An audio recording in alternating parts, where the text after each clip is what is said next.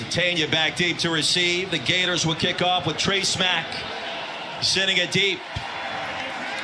And KJ Jefferson set to come out on the field as we check in with Taylor McGregor. You will see Rocket Sanders here today playing for the Arkansas Razorbacks. He's back playing for the first time in over a month. He will not start this game because Sam Pittman still feels like A.J. Green deserves the start, but you will see him early and often. Offensive coordinator Kenny Guyton telling me they want to get him at least 20 touches. They feel like not only is he their best back, but he's also fresh, and you have to be able to take advantage of his freshness at this point in the season.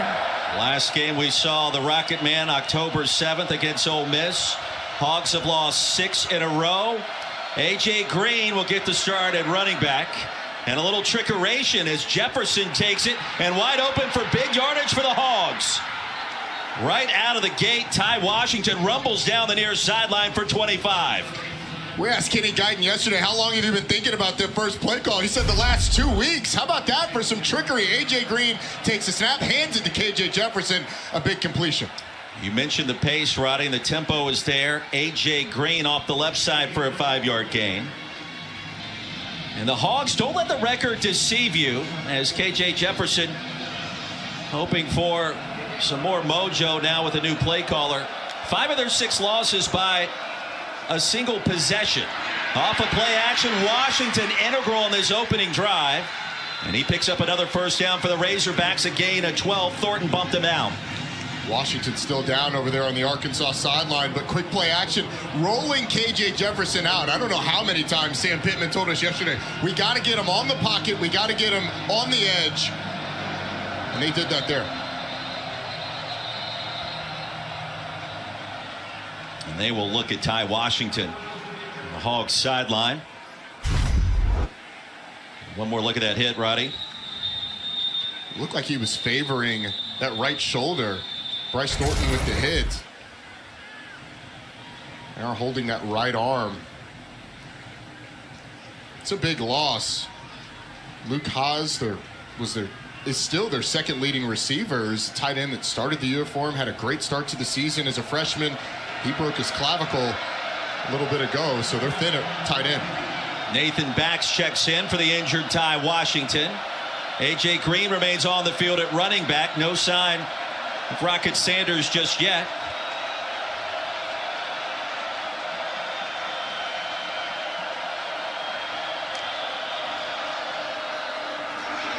And on first down, A.J. Green is swallowed up. The TFL in a loss of 2. Scooby Williams getting the start with Shamar James out for the rest of the season. A big loss for the Florida defense.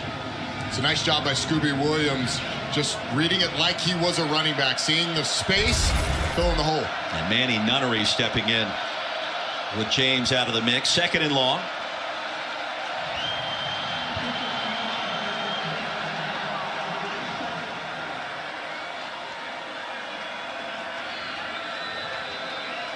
Lee Hedrick fixed the scoreboard.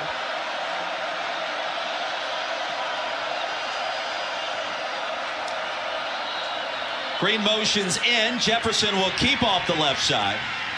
Plows his way down to the 26, a 7-yard pickup.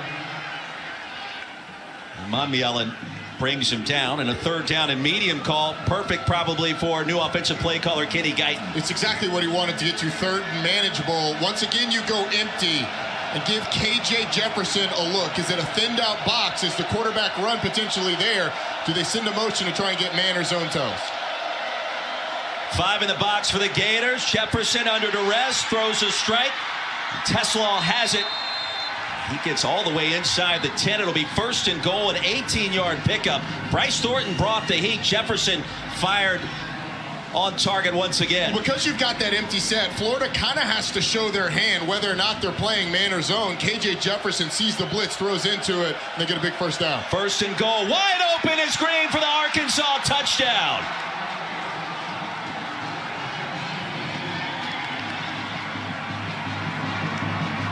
And an opening statement For the Hogs on the road, they've never won in Gainesville. Coming off the bye week, a new offensive coordinator, no problem, and KJ Jefferson perfect on that opening drive. And it's a great job by Kenny Guyton. You get double slants from the outside from that boundary, and the linebacker doesn't get out to cover AJ Green, and it goes for a touchdown. How about that for a first drive of the new OC?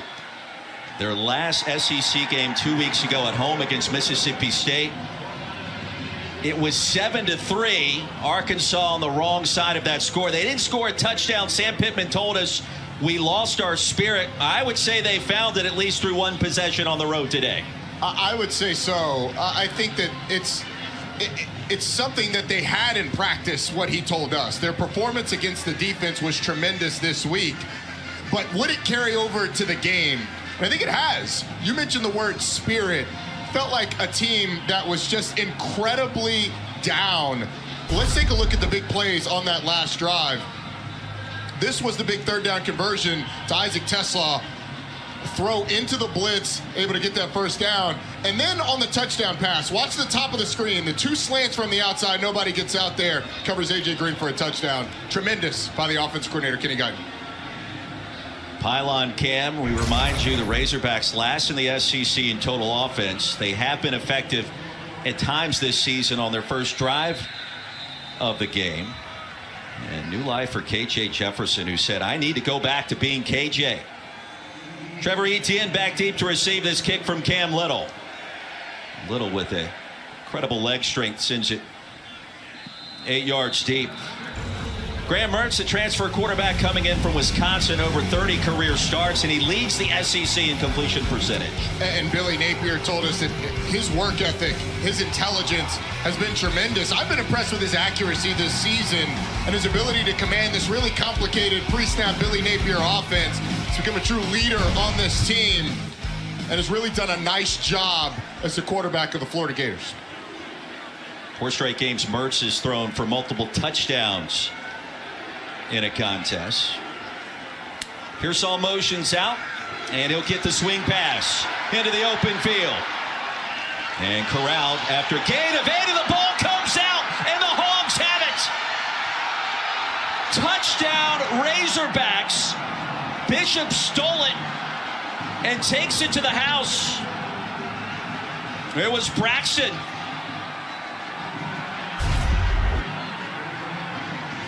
What a tremendous job by Jalen Braxton. Just rips it out of the arm of Ricky Pearsall.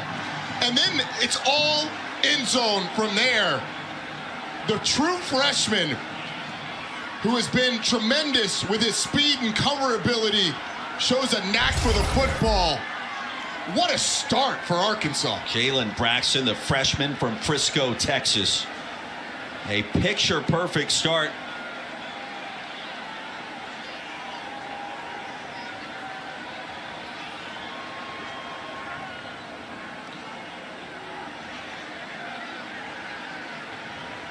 And that whole sequence was good to go. A 33-yard return by Jalen Braxton. 4 defensive touchdowns on the books this season. Defensive coordinator Travis Williams, they call him T-Will. That's a pretty electric start. He is just a self-described eternal optimist, but man, the confidence that he was using when we walked out of there, we looked at each other like he must know something. Apparently he did. Cam Little sends it deep. Trevor Etienne grabs it from the 1. Changes direction.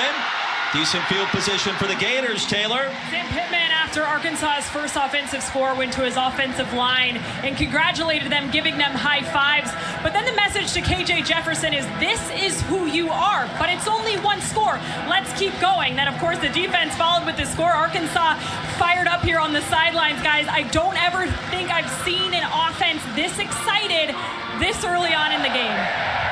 It's almost like, it sounds like Sam Pittman's kind of like Mufasa when he's talking to Simba from up in the clouds. Remember who you are, to KJ Jefferson. And so far, that memory looks solid. Gators get it back. Their second play from scrimmage. And on the toss to Johnson, bottled up, driven down, a tackle for loss. 4 yards deep in the backfield, and Landon Jackson, who's got NFL potential, He has been electric for Travis Williams in this Hogs defense. One of the best edge defenders in the country. 6'7", got up to 280 pounds, showed power, agility right there. He's going to be all over the field today for the Hogs. Early kickoff in Gainesville. Gators need to wake up. Jackson second to the SEC in that TFL category. Time for Mertz into the flats. Hayden Hansen. And barreled down near the 35. It'll be 3rd and long after a 5-yard pickup. And this is not where Florida wants to be. The weakness of this offensive line for the Gators has been the tackles. You flip over to the other side. The strength of Arkansas's defense is those 2 edge rushers, Trajan Jeffcoat and Landon Jackson. If they can get them singled up on the tackles, advantage Arkansas. 3rd down and 9. Mertz leads the SEC in completion percentage, goes long and incomplete. And the receiver tripped up Khalil Jackson with Jalen Braxton in coverage, who just had the strip and score moments ago. It's actually a pretty good job of Florida picking up the blitz up the middle. Throw just a little off from Graham Mertz, trying to go back shoulder, missed a little wide. Start for the true freshman Billy Napier, searching for answers, coming back home for a tough loss in Jacksonville a week ago. Played well in the first quarter against Georgia.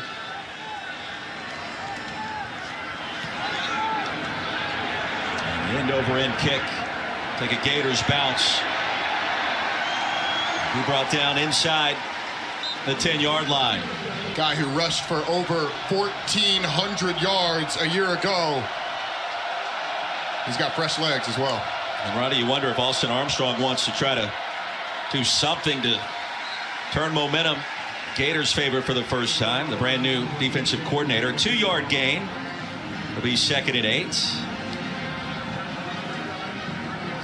When coming into the season, the general consensus was that Arkansas had the best running back quarterback combination in the SEC. Rocket Sanders and KJ Jefferson. Sanders has been out for the majority of the year, and Jefferson is looking to get his groove back.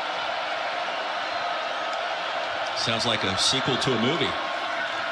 Sanders probing and driven down, crossing the 10, and that's it.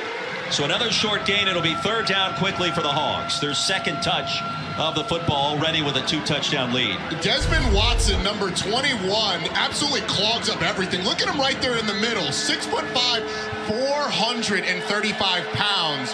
They had like 3 guys on him, couldn't get any movement, and it creates a 3rd and medium.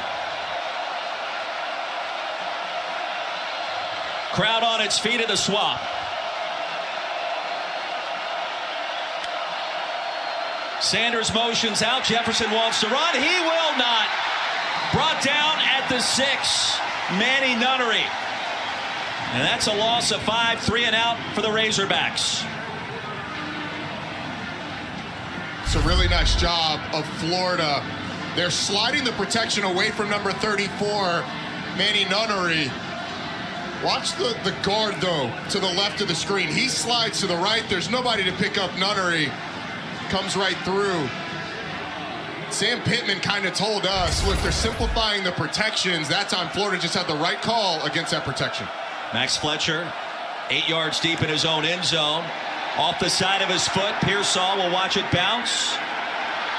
From the 49. Twisting and turning his way inside the 35. A punt of 45 yards, a return of 17, and here come the Gators after this break. After a bit of a slow start, Pearsall on the return moments ago. Florida with outstanding field position. Trevor Etienne, the running back. And he'll get the call through the A-gap. Powers his way along that right side. And ahead to the 26, a 7-yard gain on 1st down. And Roy, this field position goes all the way back to the punt that Florida had on its last drive. Isaiah Satania, the punt returner for Arkansas, let the ball hit, got a pretty friendly bounce, but let it roll about 15 or 20 yards down to the 7. Then Arkansas not able to get any yardage. Florida with a good punt return. They got to capitalize on good field position. Hogs will stack the box. Pearsall in motion. And a handoff. Etienne trying to make something out of nothing. Gain about a yard, and that's it. It's 3rd and short. What a job of Trevor Etienne making somebody miss in the backfield. I mean, that was dead to rights. He's able to get a spin move off, get up the field. It sets up a 3rd and short. Billy Napier typically very aggressive on 4th down, so you've got 2 shots to get this 2 yards. Yeah, they're thinking about going for it on 4th down when it's 1st down, and their play calling can be adjusted at times to that, and the analytics say to go for it in this particular situation on 4th and 5 or less.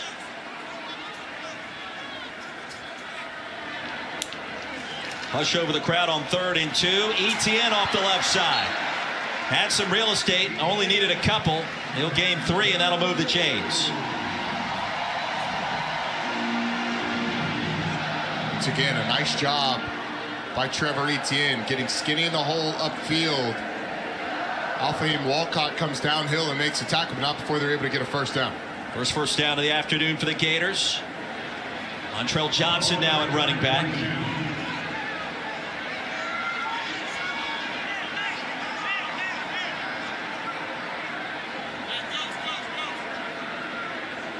It's the Hawks 4-man front. And Johnson. Already a lot of pre-snap motion. It's hard at times for opposing defenses to tell exactly where the football is going. Just a 2-yard gain. There's a lot to sort out with these Billy Napier offenses. You're going to get a lot of pre-snap shifts in motion. A shift where guys go from one place to another and get set, or a motion when they start to move and are still moving when the ball is snapped. You get all of it. On this play, a tight end trade. They go from one side to the other. Back flips. That changes the responsibilities for the defense. Gators have been efficient in red zone scenarios this season. Mertz play action. Wide open is Johnson. The ball came out late, and let's see. They will rule it incomplete. It was punched out by Snacks Johnson. He found a way at the last potential moment. It's a nice job. All of that pre-snap motion and shifts frees up the running back up the seam. It's a pretty good job of being able to snag it initially by Montrell Johnson, but then Snacks Johnson comes in and says, not in my picture. No snacks for you. No snacks for you. 3rd and 7.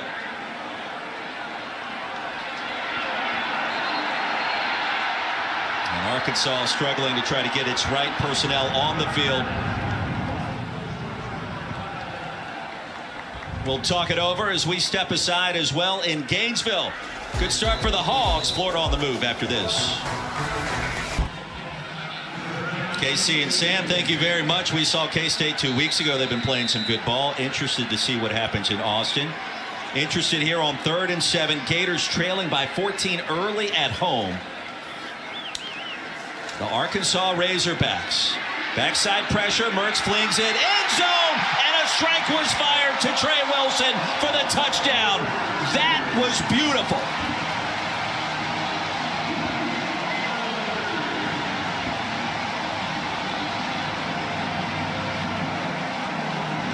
Roddy, you talk about accuracy. That was precision on the money. It's a great route by Trey Wilson, but the throw is tremendous, man. I mean, Graham Mertz, his accuracy this year has been a big part of why this offense has had success, and that was picture perfect in terms of where you want to throw the ball as a quarterback. Smack on for the PAT. And Florida scoring drive set up by the short field after the exchange of punts between the two sides. Gators take advantage, and Eugene Wilson III, they call him Trey, reaching pay dirt once more for the Gators. He's a true freshman, but he shows incredible patience and understanding with his route running on this one. He's on the inside. It's a switch release. He's going to end up on the outside of the other two receivers, but he presses out to widen out the defender, flips his hips, gets up the field, and it's an excellent job as he's one-on-one with Hudson Clark. And then the throw. You can't throw it any better than that. You got to fit it between the safety. You got to put it at the exact right spot. That's just how you draw it up if you're Billy Napier. Roddy, there were 4 Razorback defenders in the area. And there was one spot to put the football. And none of them had a shot because he put it in that one spot. That was tremendous football right there. Tremendous analysis on your part as well with that. Taylor? Ricky Pearsall told me that when Trey Wilson got on campus, immediately everybody was oohing and eyeing of his skill set. He says he's twitchy, but he also has breakaway speed. And he said, I promise you, Gator Nation should know that he is just scratching the surface of what he's able to do. He had a breakout game a week ago, guys, and so Gator fans have to be excited about the future of Trey Wilson. And the Razorbacks score 14 points, fastest amount of time in a football game, 20 seasons. Gators come back with the short field. Satania bumped down near the 30. KJ Jefferson will get it back there. All season long, student sections across the country are competing to be the Taco Bell Live Más Student Section of the Year. Download the Taco Bell app to learn more. And that student section got a lot of Gator students, the Rowdy Reptiles, dressed in the all black and supporting the effort presented by Billy Napier. Salute to those who serve. Great to see. Right, we may have a great football game on our hands here this afternoon in Gainesville.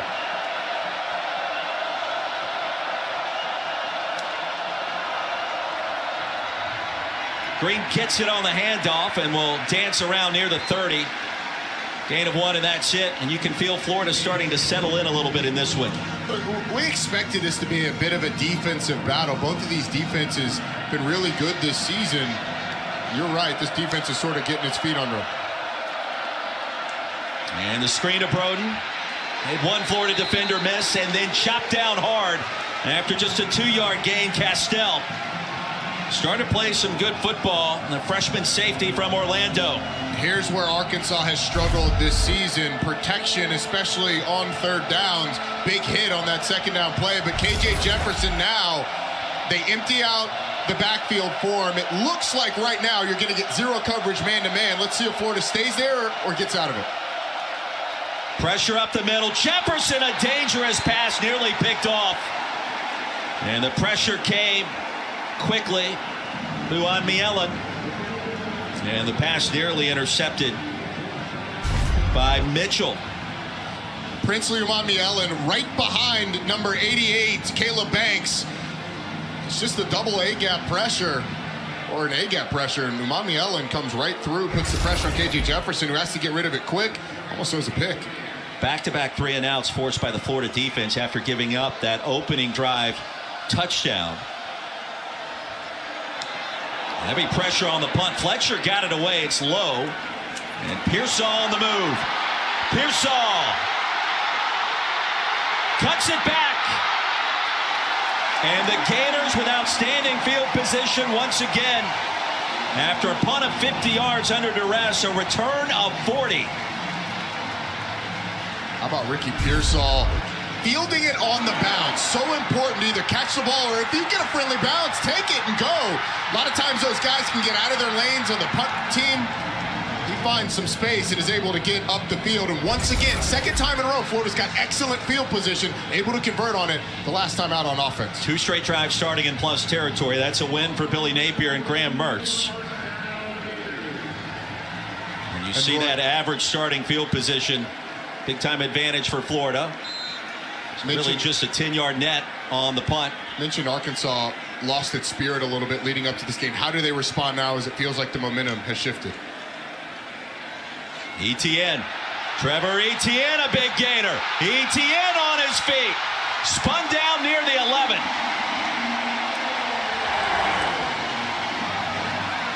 That's a gain of 32. The center, number 65, Kingsley Egwalkin, does a really nice job of getting up to the linebacker. Blocking 2 guys, starts on the double team, works his way up, and Trevor Etienne, another burst through the line. First and goal from the 10. Will they stay with 7? Wilson in motion.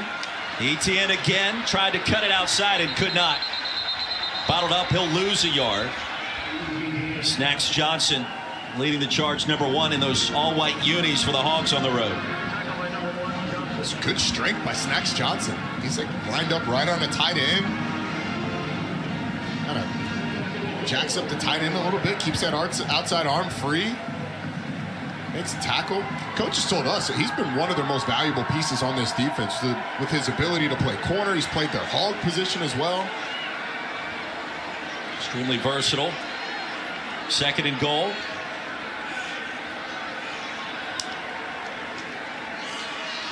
Etienne delayed handoff that time. Powers his way to the 6. 3rd down and goal from there coming up for the Gators. You wonder how aggressive is Billy Napier prepared to be here. Find him. I'm preparing for 2 downs. His aggressiveness this year over the course of his career, believes in the evidence-based analytics.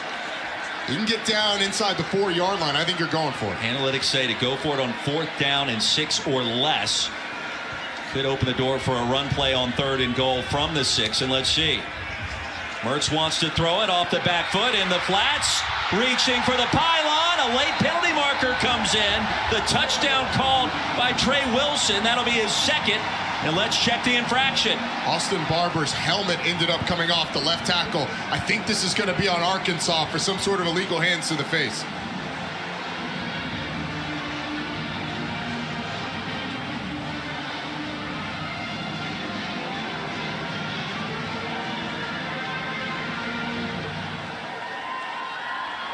Fireworks aplenty. Start this SEC matchup here at the Swamp. And a lengthy conversation here, let's see, with his veteran officiating crew. There are 2 fouls on the play, 1 by each team. Personal foul, illegal hands to the face on the offense, number 58. Illegal hands to the face on the defense, number 27. Those penalties will offset. Replay, 3rd down. So Austin Barber for the Gators, Chris Paul Jr.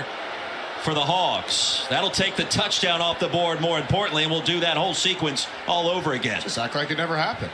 Number 58 of the offense. You stick your may hands in my remain face, the I game stick due my to the hands in helmet yours. foul. Left tackle, that's Austin Barber, and right over him, Chris Paul Jr. Initially, it's Barber that sticks his hands in the face of Paul, and then Paul returns the favor. But the effort by Wilson to hit the inside portion of the pylon. It's a great effort. The takeaway for me from that play, I don't think Hudson Clark can cover Trey Wilson. So if they can get that matchup consistently, I think they're going to go to it. Now you've got Pearsall and Wilson to the top of the screen. It looks like Hudson Clark is on Wilson once again. Going in motion with him. Time for Mertz, same play, other side, touchdown! Twice as nice for Trey Wilson.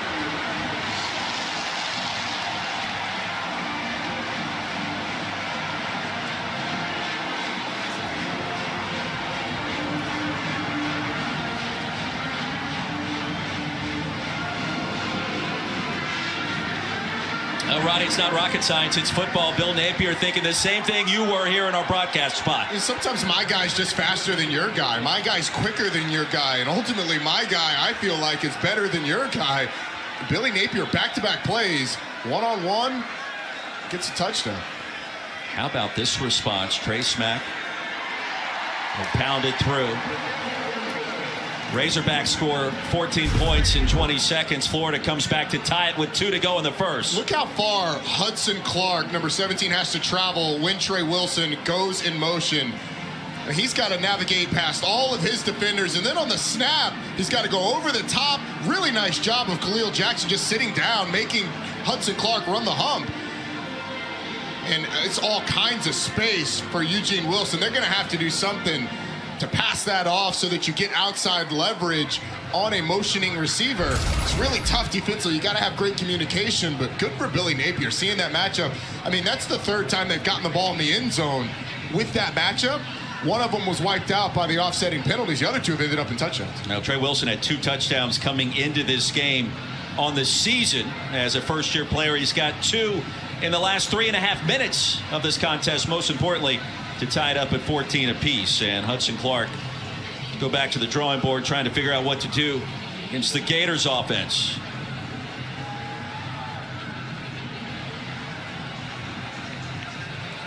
So momentum shifts to Florida quickly. Strong leg sophomore Trey Smack. Kick it away to Satania again. We've got big time games happening around the country on ABC and ESPN as we check in again with Kevin Connors. KC, Lane, and Jimbo do not get along. We found that out once again this week. And should be some more fireworks in Oxford. Plenty here as well in Gainesville, tied at 14. Rocket Sanders back on the field. Roddy Jones, Roy Philpott. Sanders gets the call with a crease. And a good play on first down. We'll check in again with Taylor McGregor. Florida defensive coordinator Austin Armstrong knew they would have to make adjustments early in this game to prepare for what Arkansas was doing. His message on the sideline just now: get lined up fast, but we're fine. Spent an extra time with the linebackers because, remember, leading tackler Shamar James out for the rest of the season, and so the communication was an emphasis this week without him. Austin Armstrong in his first season coming in from Southern Mississippi. Sanders picked up 19. Time for Jefferson, wants to heave one deep. And Teslaw was just making the break as the ball was in the air. Blanket coverage by Kimber deep down the field. Arkansas did a nice job of protecting KJ Jefferson. They got a corner blitz, picked it up well, gave him enough time. Timing just a little bit off on that double move. Interesting that that's typically a shot that you see taken just past midfield, but Arkansas opting to go for it early. Sanders. The jump cut and a stutter step brought down at the 50. Gain of 6, third and medium coming up for the Hogs. Robinson with a tackle. Rocket Sanders got about 3 yards after contact just off of a stiff arm and being big on Jaden Robinson. Big third down here. Armstrong in motion for the Razorbacks. Jefferson rolls out. Surveying, heaves it deep, double coverage. Intercepted inside the 10. Castell brought it in and got a foot in bounds. And that'll be the first interception of that young man's career, the freshman from Orlando, as Jefferson tried to spot Andrew Armstrong. He had him down the field if he could get a little bit more arm strength on it. But you had double coverage at the end.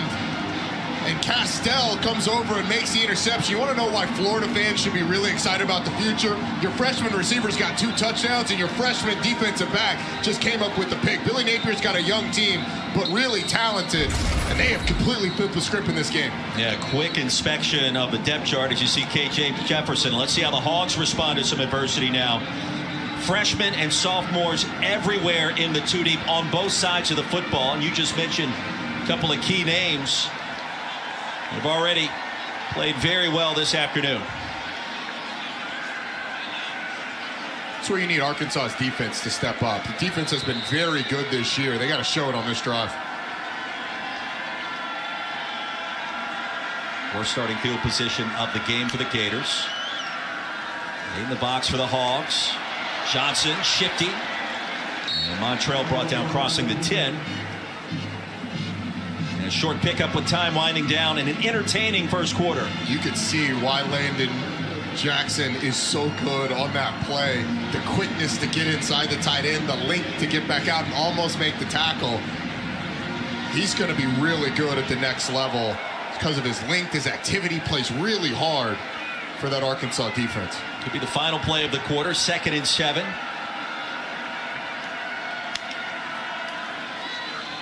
Gators showing run. Here comes play action. Mertz, the Pearsall, ushered out near the 13, and that was Hudson Clark. And that'll do it until they stop the clock here for a moment. And the official signaled to pause it. They're discussing when they should roll it again. That'll be into the first quarter. There is no foul on the play for an ineligible player downfield. The pass was caught behind the line of scrimmage. It will be 3rd down. 3rd down for the Gators to begin our 2nd quarter.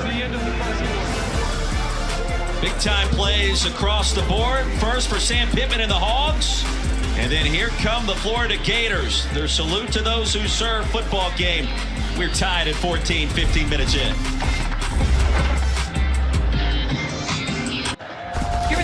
head coach Sam Pittman. Coach, how do you stop the momentum Florida has right now? Well, we got to get off the field here on third down right here and make them punt into the winds, you know. Wins a little bit more than what you might think here, so we need to win this second quarter, starting by stopping them here on third down. We did a nice job the last time through the pick at the end, but we've got to continue to play faster on offense. We didn't play fast down there coming out, and we didn't play fast on our third possession. We got to get back to attacking them a little bit more.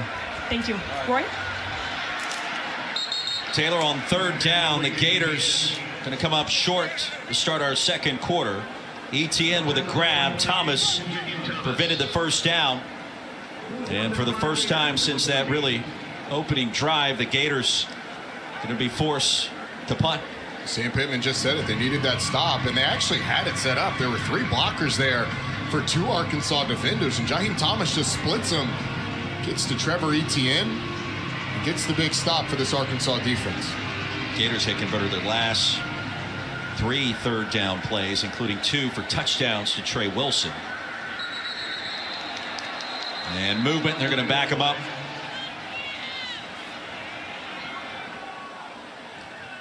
This Florida avalanche of momentum really started with great field position due to an excellent punt return with Arkansas back deep. Going this same way, now Florida punting into the wind. It's going to be, looks like, 5 yards further back. Arkansas's got a shot for great field position. Wind's blowing towards the south around 10 miles an Start hour. on the offense, number 29, 5-yard penalty, correction, half the distance to the goal, remains 4th down. Correction, 5-yard penalty, 4th Jeremy down. Crawshaw will drop back an additional 5 I yards. had no idea which way was south. Thank you for educating me. It doesn't feel gusty up here, but if you look down towards the uprights, the flags have been waving in different directions in our first quarter. And Sam Pittman indicating that could be a major factor today. Crawshaw got it out of there under duress. And the fair catch made at the 46 after a punt of 46. Make sure you kick off your weeknight NFL Sunday 10 a.m. Eastern with the Countdown Crew on ESPN. Also on the app, they'll have coverage from Philly, the massive NFC matchup between the Cowboys and the Eagles. Other breaking stories, injury updates, previews of each and every game right up until kickoff. And then, of course, Monday Night Football, the Crew, live from MetLife Stadium for Justin Herbert and the Chargers taking on Zach Wilson and the Jets in that defense. 8 Eastern, ABC, ESPN, ESPN Deportes with Peyton and Eli. Again on ESPN2. Rocket Sanders, the running back. Best starting field position for the Hogs. He'll get it right across the line, rumbling into Florida territory. McClellan with the tackle. It's a 5-yard pickup. Now's where I would go tempo. Big Desmond Watson, 435 pounds in the middle of that defense. If you can go fast, you can tire the big boys out. Into the flats. Sanders cuts on a dime, brings it back. It'll be 3rd and 1. And we mentioned Sanders has missed the last 5 games, a knee injury. He rehabbed in Texas for a period of time, away from the football team for 2 weeks. And on 3rd and short, quarterback push straight ahead. Didn't need much. Had to cross the 45, and let's see. That's enough for a first down. I think the ball came out, and KJ Jefferson's knees are on the ground. I would expect this to be reviewed, because when KJ Jefferson picks up the ball, he is behind the line to gain. And that's exactly what Bill Napier and Austin Armstrong could be thinking. They'll call a timeout. Of the half.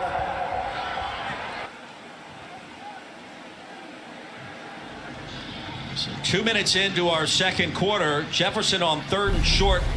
The ball comes out. The question is, was he down, Roddy? Well, the ball is definitely on the ground. Both knees on the ground when he gains. The call overturned. KJ Jefferson did maintain possession after the ball came out on an awkward snap, but he was short of the line to gain.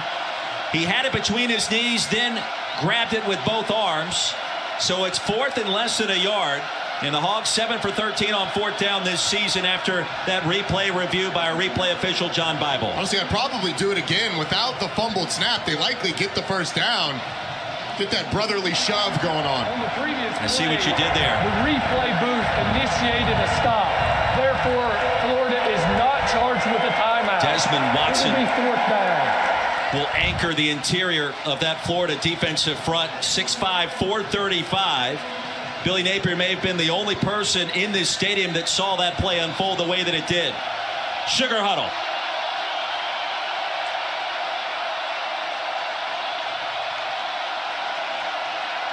Sanders motions out, and they'll double check with the sideline. It's as loud as this place has been. Penalty marker is down. Jefferson tackled at the line. Bryce Thornton. Question is, did Florida jump? It's offsides. Offside on the defense, number 21. 5-yard penalty results in a 1st down. Desmond Watson may have lined up in that neutral zone on that play, and how critical of a mistake is that? Oh, they are crowding the ball, and there is a little flinch, but I think you're right, Roy. I think he lined up offsides. He didn't move one bit. Well, the Gators basically come up with a couple of stops, but the penalty negates what the defense was able to do. Drive is alive for the Hogs. Play action, Jefferson, incomplete. Jaden Wilson had to go right through his hands. I'll tell you what, on those little glance routes, those slants behind the defensive, behind the linebackers, KJ Jefferson can really put some mustard on it. He can zing it in there. And when it's on the receiver, it's great, but when it's high, really tough to catch. Jefferson 1 for his last 5 after a 4-for-4 start. He'll keep it here. Misdirection back to the line, and that's it. Chris McClellan again for the Gators. Quickly, it's 3rd down. That's a really good change of direction by 435-pound Desmond Watson. Gets Chris McClellan in a position to make the tackle. But how about the big fellas in the middle there playing really well, setting up a 3rd and long for Arkansas? Question is, who do you go to? Andrew Armstrong has been their go-to receiver this season. He's at the bottom of your screen. Kenny Guyton said, we got to get him going.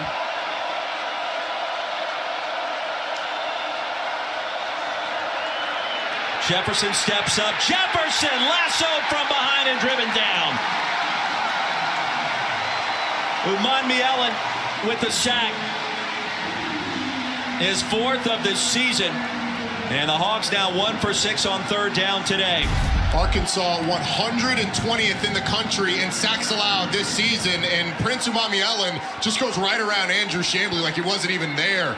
The speed rush, the tackle can barely pull his flag, tries to grab his jersey, can't get there, and a big sack on 3rd down.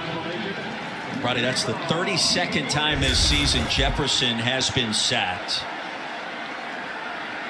Ricky Pearsall back to receive this Max Fletcher punt.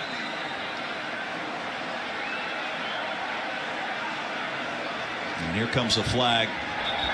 Delay of game on the offense. 5-yard penalty. It remains 4th down.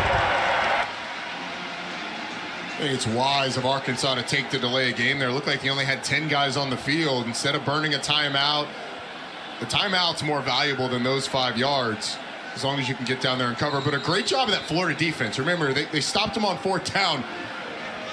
But unfortunately, because of the offsides, Arkansas gets new life. Florida snuffed it out quickly. And the sack and the penalty takes the football all the way back to basically where this drive began. Near the 45, Fletcher under duress again. Turns it over beautifully. 5 yards deep into the end zone. Florida will get it at the 20. When we come back, less than 11 to go in our first half, still tied at 14. Rich Rodriguez trying to get the job done on the road, and Tyler in Spartanburg, curious what he thinks after this fast start by the Tigers today. If I was Dabo Swinney, I'd have a call on the field. It's called Tyler. Might be just throw it deep. They used to hold up those cards, and you could maybe have some fun with that. You see a lot of teams do that anymore, unless you're playing Michigan. And there goes Pearsall. Hudson Clark with a tackle. It's a 9-yard gain. You just slip in a Michigan joke right before a play. Pay attention to these broadcast people. You'll miss a lot if you're not paying attention. Throws me off a little bit. 2nd and short.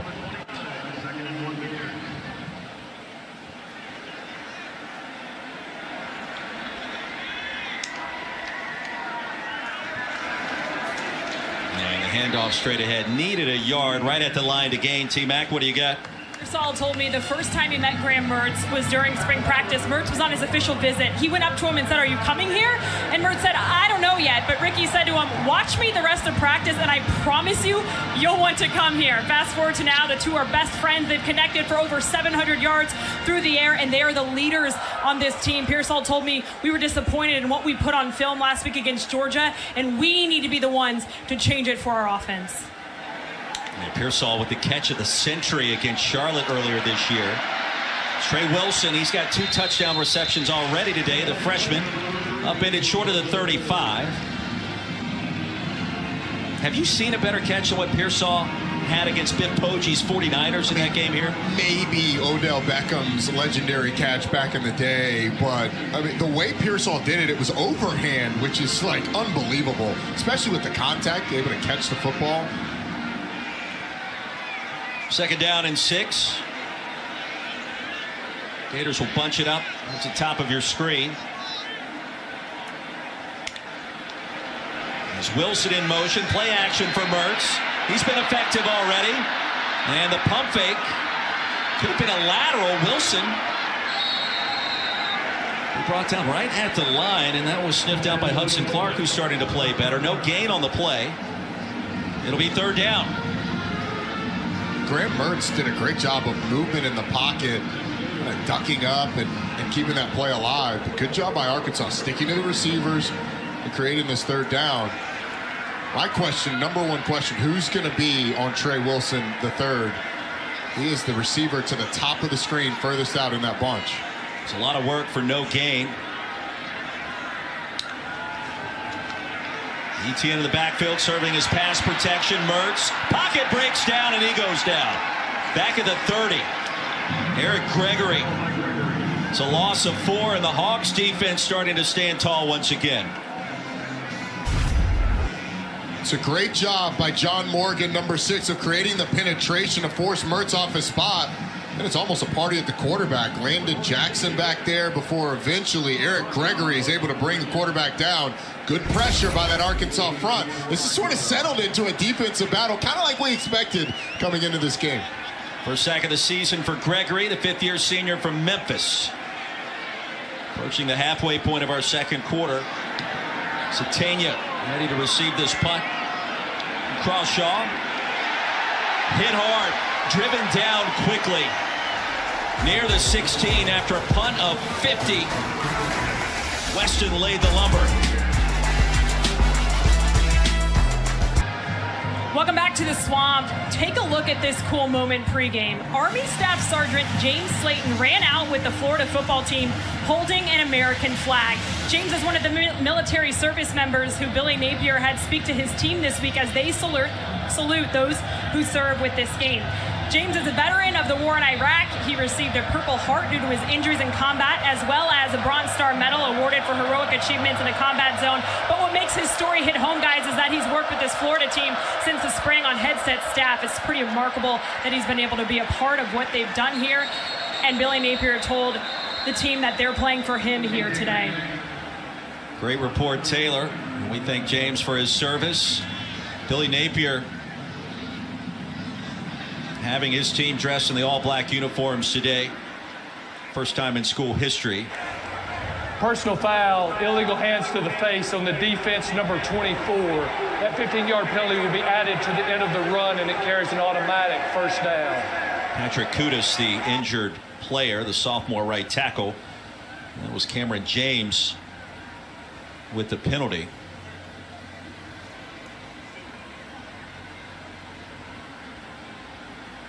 And we'll take a look at his left leg for an extended period. Now, Arkansas on the offensive line, it has been a major work in progress this year compared to previous seasons, especially with a lot of youth at both the right and left tackle positions. A couple of redshirt freshmen involved. Kudus, a sophomore, and an injury timeout. We'll step aside in Gainesville halfway through our 2nd quarter. Saturdays in November. And the Florida defense has also started strong after a little bit of a slow start, in Arkansas has punted in 3 of its last 4 possessions after that opening touchdown. And the other drive ended ended rather in an interception as Jefferson goes down, was sacked by Jaden Hill.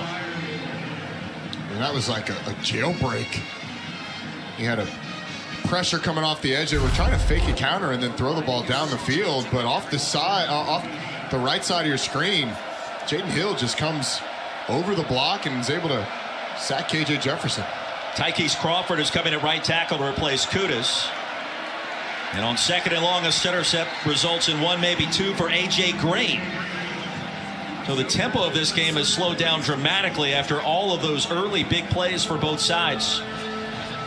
You can't go fast. You're Arkansas and you're not getting first downs. That's the biggest thing. They've got to start being efficient on 1st and 2nd downs to stay out of these 3rd and longs.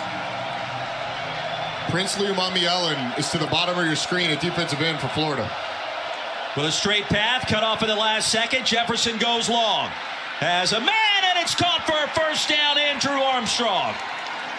Jefferson threads the needle on 3rd and long, and the Hogs suddenly in business. One-on-one coverage, and Armstrong takes off down the field against Jalen Kimber. It's a nice job at the very end of separating by Andrew Armstrong and using those stretch Armstrong arms to catch the football. 45 yards on the play. Handoff Green. Boy, and Armstrong did a great job of not trying to leap for that catch. He actually kept running, and he was available there to make that grab, and here comes tempo. Into the flats, Teslaw. Bolts out near the 15. It'll be 3rd down. And that was a situation where Florida got exactly what they wanted on that 3rd down. But sometimes you just got to go and win. And that one, Andrew Armstrong won. Now you get another 3rd down and medium. KJ Jefferson, we haven't seen him run the ball a lot here recently. Won't do it here. The pump fake. Now thinking about it. Keeps it alive. Another pump fake and nothing doing. He'll lose a yard. Umamielen again, number 1 in black. And Roddy Jones, what do you do? Yeah, you kick the field goal. You I don't want to say take the points because there's always a chance you can miss it, but your offense has been struggling. You get points on the board or try to when they're available.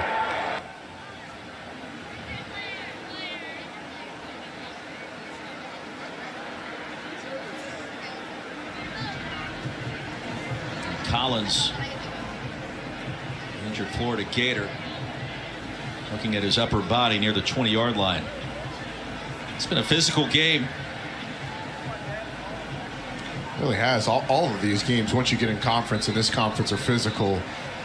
That's why your depth is so significantly tested. And to be honest, Florida goes really deep on the defensive line. They roll bodies in consistently.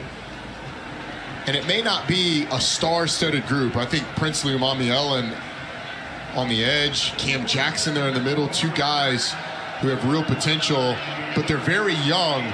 They can get those guys a lot of experience. Hogs will try to stop a 14-0 Florida scoring barrage. Regain the lead, under 5 to go in our 2nd quarter. This 37-yard attempt by Cam Little, who has been nearly perfect this season, 12 of 13. With a long of 56 against Ole Miss a couple of weeks back. Well within his range from inside the right hash. Puts it up and puts it through. And Arkansas in front. Trevor Etienne back deep to receive for the Gators. Trailing by 3. He'll get it back. So we take a look at this week's college football playoff rankings brought to you by Allstate.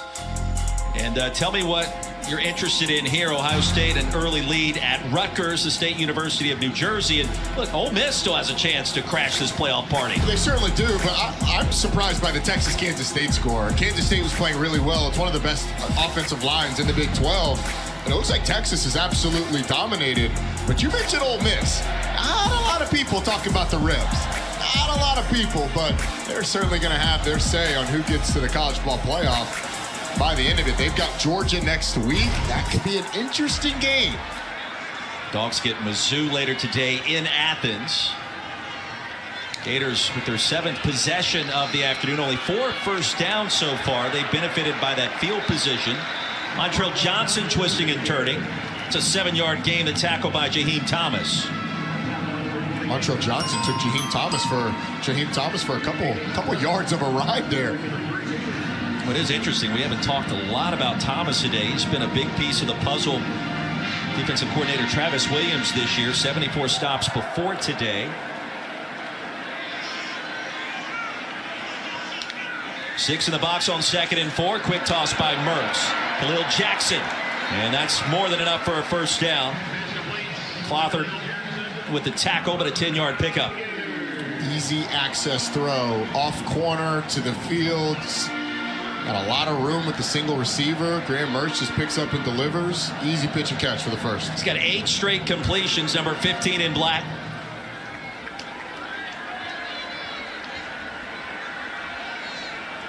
Just the 13th all-time meeting between these two teams. Mertz feeling the heat, and Mertz brought down short of the 40.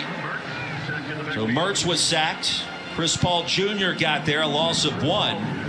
But it's interesting, Arkansas joined the SEC back in 1992, and you would think that there would have been more matchups between these two teams, but it really hasn't happened, and Hawks never won here in Gainesville. They haven't played that often here in Gainesville. Only 5 times they made the trip to the swamp. But some confusion on that first down play for Florida. 2nd and 12. Hayden Hansen in motion. A swing pass to Johnson. And a leapfrog a defender. He'll make something out of nothing that time. Snacks Johnson missed the tackle, and that allowed Montrell Johnson to escape, and so an important 3rd down coming up for Florida. Yeah, a little Johnson and Johnson battle. Montrell Johnson comes out on top. 3rd downs, Pearsall, Wilson. Those are the 2 guys that have been the consistent targets for Graham Mertz. Both of them to the top of the screen. Mertz going over 400 yards passing for the first time in his career 2 weeks ago in the win at South Carolina. He's been riding a bit of a heater. He'll continue here. Wilson picks up the first down into Arkansas territory. And a gain of 11 on 3rd and 7. It's a great job of understanding by the freshman. Just sits down in a soft spot. Watch the throw by Graham Mertz, though. Throws him away from the defender so he can turn and do something with it. That is NFL-level precision from Graham Mertz. Throw it on the outside shoulder. Show your receiver which way to roll and gain yardage. Fantastic by the transfer quarterback from Wisconsin. And he comes in from Wisconsin. I don't know that Florida fans expected this level of efficiency. Billy Napier talked about his internal clock and kind of where it's been. He understands what's expected of him. Deep ball here. Pearsall nearly picked off. Coverage by McClothern. And that was near the 5-yard line.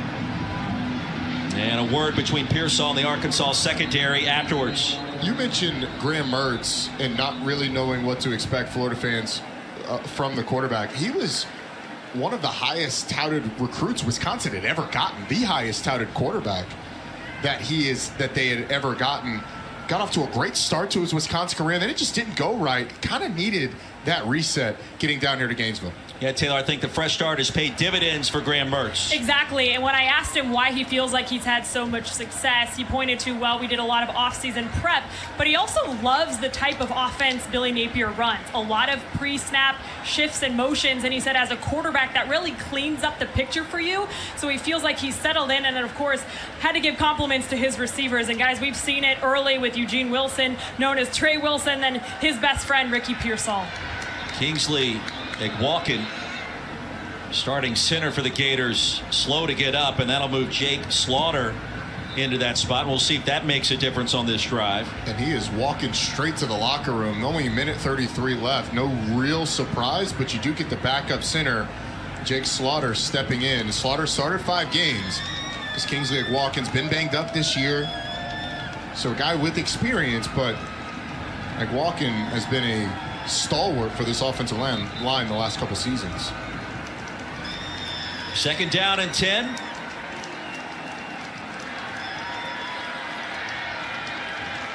.93 seconds to go in our first half. Arkansas 3-point lead on the road. Slaughter, a one-time committed player to Florida State. Seminoles will be here in Gainesville late this month. A lot of fans have that one circled for reasons you would expect. Seminoles could be in the playoff picture still at that point. Hand off to Johnson. And the Hogs up to the challenge. No gain on the play. The tackle by Carter. 3rd and 10. Billy Napier opting to run the football and not taking the timeout to stop the clock. Doesn't want to give Arkansas much time. With 3 timeouts, you don't have to. Well, he does now, to think about it. But let some time run off the clock so that if you do have to punt here, timeout, you're putting Florida. Arkansas in a situation where they have start less time to mount a drive.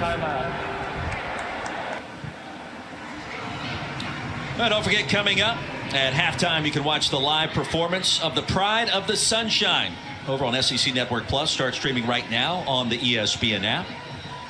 Roddy, this is your first trip to the Swamp since recruiting went down back in the day in 2006. And I know it's always impressive to come here. The Florida band sensational. The atmosphere has lived up to the billing. But what are your thoughts coming back here for the first time in a long time? Oh, it's unbelievable, man. This is one of those places that reminds you why college football is so special. Love a campus. I would love a stadium smack dab in the middle of campus like this one is, packed out in a blackout. All the tradition. It's just a really cool place to come and take in a football game. Out of the timeout, 3rd and 9. Boardingham goes in motion. Hogs will jump. Penalty marker comes in. Free play for Mertz. And he gets it to his tight end. That is enough for the first down. Now Boardingham corrals it. Morgan was offsides. The drive continues for the Gators. Offside on the defense, number 6 in the neutral zone at the snap. That penalty is declined. The result of the play is a first down. John Morgan jumps off sides, but look at the composure by Graham Mertz. Nobody in the offensive line moves, which means he's got the entire Arkansas defense breathing down his neck, drops the ball, maintains his composure, rolls out, delivers a strike. I mean, that is a guy who has played football before, not freaking out in a situation where a lot of quarterbacks would have picked it up and hauled it out of bounds. He gets the first down. It's been great on 3rd down, 5 for 6 through the air. 3 first downs on this drive for the Gators. Had just 4 the entire game before this possession. Now with a minute to go, Mertz. And Boardingham dropped it. Tight coverage, McLaughlin, who's played well in these first 2 quarters. It'll be 2nd and 10. Actually works out better for Florida than had he caught it. Had he caught it, he'd have been inbounds, would not have been past the first down marker, well short. So the clock would have kept running. The drop actually saves them from having to either burn a timeout or go super quick so that they don't have a lot of time, burn off the clock. Mertz leads the SEC in completion percentage, 3rd in the country in that category. Numbers today right where you would expect them to be, and he's got another year left as well. He could come back to Florida and do it in 2024 in the new look SEC. Mertz again, a quick strike, short of the line to gain. Ahead to the 29, a gain of 5. And because he went backwards out of bounds, they're going to continue to roll the clock. Clock does not stop if you lose ground to go out of bounds. So clock continues. I don't know that Florida is necessarily aware of it. And Billy Napier, there he goes. He fires the timeout. What? Good call by you. So that'll allow the clock to get all the way down to 36 seconds. Gators have 1 timeout remaining. And Graham Mertz has already converted on 3rd and 7 and 3rd and 9 on this drive. He's got 3rd and 5 here.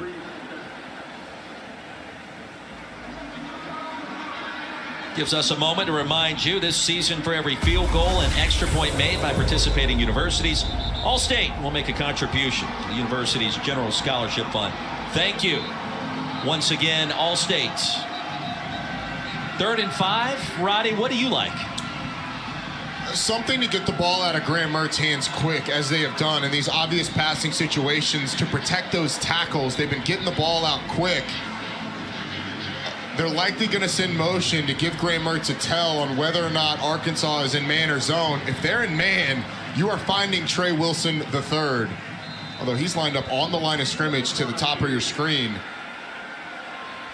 There's the movement. Johnson goes out, empty backfield. And let the chess match begin.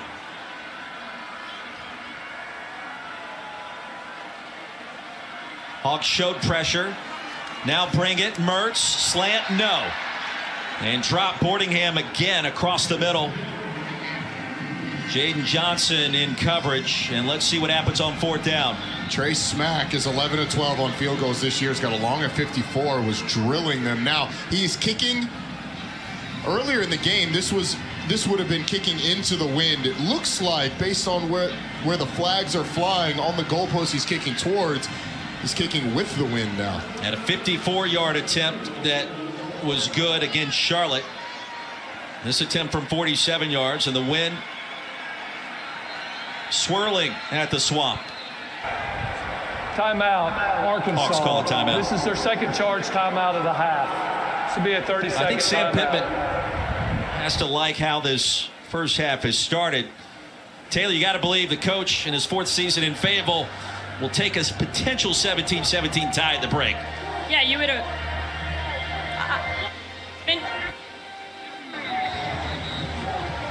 Yeah, guys, I'm interested to talk with Sam Pittman about what he thinks of the play call and if there's any adjustments he would like to see in the second half. But back to the wind conversation, I've been standing down here on the sideline. This is about as windy as I felt it the entire first half. And remember, at the quarter, Pittman mentioned it, saying it's more of a factor than maybe you could realize, and it is windy down here.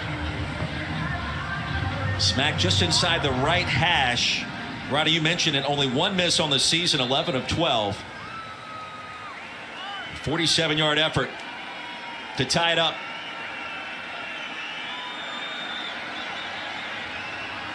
And the sophomore right-footed kicker sends it on the way, and we're tied at 17. Wind was not an issue there. Smack powers it home. 29 seconds to go in our first half. You can say he smacks it through. I do love good replay of a field goal as a former kicker. Glad someone does.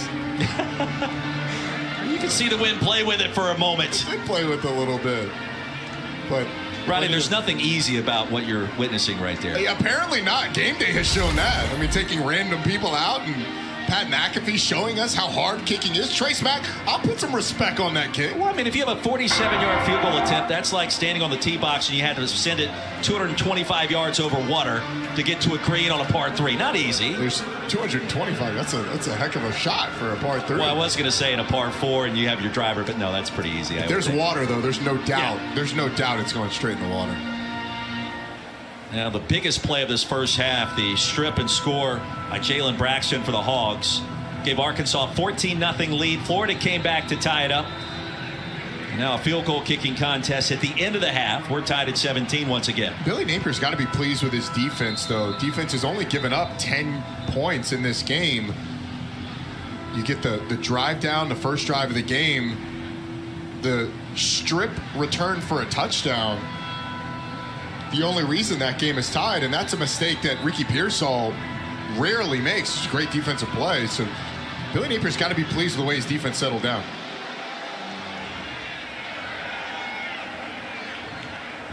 An ensuing kickoff 9 yards deep. Don't forget, here's our next UFC Fight Night on ESPN Plus. Comes to you tonight from Brazil, highlighted by our heavyweight main event. The prelims start at 6 Eastern, followed by the main card at 9 Eastern tonight on ESPN Plus. I'm going with the guy on the left. I don't know which one he is, but he looks more angry. They both look very angry, but he looks more angry, so I'll go with him. The Gators set to receive the second half kickoff. The Hogs with just one timeout here. The new play caller and a shaky offense this season. You would expect Jefferson to do exactly what he did there. Well, we had 28 total points scored in the first 13 minutes, just 6 in the last 17. But Sam Pittman needs a win. And at the break, his team tied on the road against the Florida Gators, 17 points apiece. As Trevor Etienne drifts back to receive this kick from Cam Little. And it's a short kick to the 5. Etienne searching for blockers. Cuts it against the grain. We'll check in with Taylor McGregor. Taylor, we have to be able to run the football more consistently to open up the rest of our playbook. That is what Sam Pittman told me at the half. They ran just 34 yards on the ground, guys, in 19 attempts. As for Billy Napier, he feels like his defense did a really good job to what Arkansas was doing offensively, and he feels like his offense is about to get into a rhythm here. He feels like Arkansas's defense came in with some wrinkles, brought new pressures, but they made adjustments at the halftime, so he says, we are going to start fast here. Let's see if he's right. Gators get the first crack at it. A solid return by Etienne. Montrell Johnson, the running back. Mertz again out of the pistol, and the deep give goes to number 2, spun down short of the 35. And important for Florida offensively, number 65, Kingsley Agwalkin, the starting center, left the game, about a minute 30 left, went straight to the locker room. He's back in the middle of that offensive line, so good news for the Florida Gators. And Jake Slaughter stepped in on that last drive in which the Gators kicked the game-tying field goal. Walken, the redshirt junior from Jacksonville. After a gain of 4, it'll be second down. And Mertz across the middle, quick strike. It'll be 3rd and 1. Pearsall with a grab. Braxton with a tackle. 5-yard pickup. A couple of nice plays to set up a 3rd and short. I'd be surprised to see him run it here, to be honest with you. Florida in the all-black uniforms for the first time in school history. 1 minute into our second half.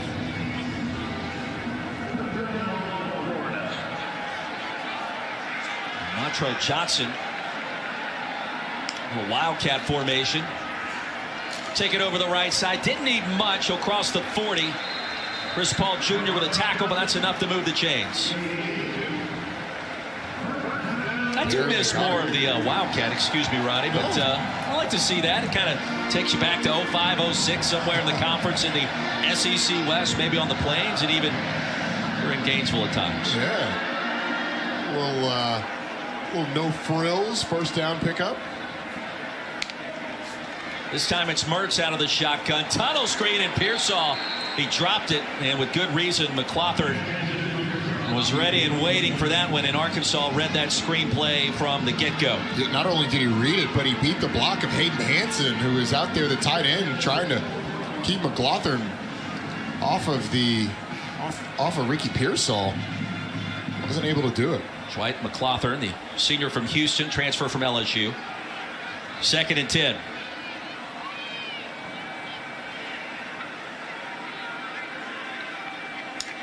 Wilson motions out. Fake it to Johnson. Mertz with time and incomplete. Khalil Jackson, the intended receiver. Well, Jackson had to turn around and fade backwards to try to catch it, and 22 could not. Yeah, the ball just a little high. But Arkansas has made a slight adjustment. They've gone with Dwight McClothern and Jalen Braxton at the corners, moved Snacks Johnson inside to that hog position, that nickel position, and Hudson Clark back to safety. So some shifts on that secondary, try and create some better man-to-man matchups. Johnson, the running back, now receiver, bottom of the screen on 3rd and 10. Mertz looking the other way and floats one into Arkansas territory. Pearsall could not catch up to it.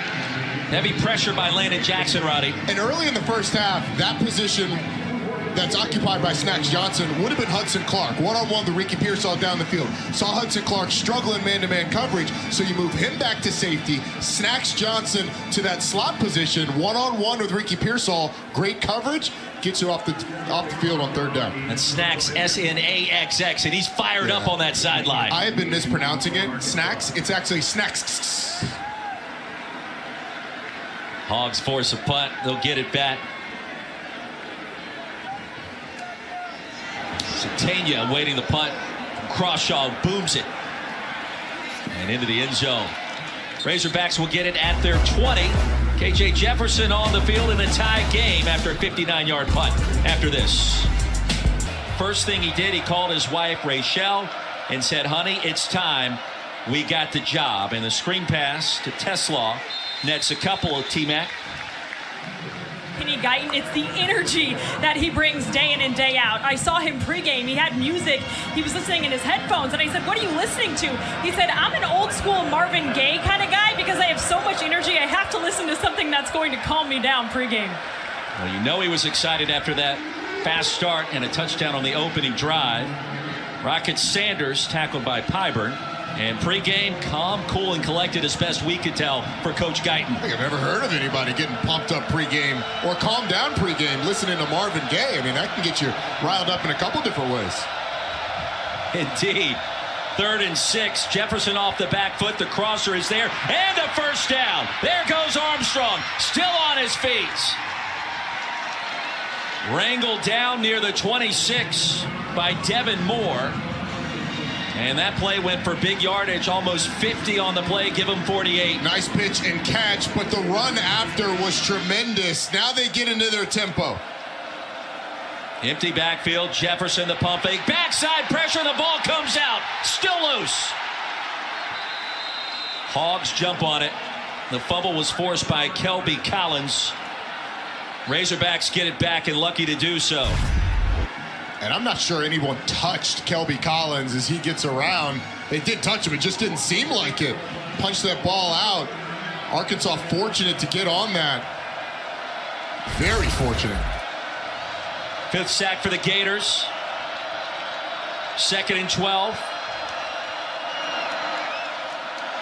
Off the read play. Rocket Sanders, shoestring stop from behind. Manny Nunnery, 7-yard gain. It'll be 3rd down. Can you protect KJ Jefferson? Number one question on these 3rd downs. Hawks need 5. Sanders motions out. He was open. And the pass incomplete. Teslaw, the intended receiver. Castell with the coverage. Boy, Sanders was motioning outside and wide open in the flats. What could have been a first down. Instead, here comes a field goal attempt. Yeah, but the pressure. There was pressure up the middle, right in KJ Jefferson's face. He didn't have time to get back to his dump off. I mean, Sam Pittman's got to be so frustrated because you almost give up the ball on a sack when your left tackle misses a block, and then that one's up the middle. Pressure on KJ Jefferson once again. Cam Little perfect today, 13 of 14 on the season.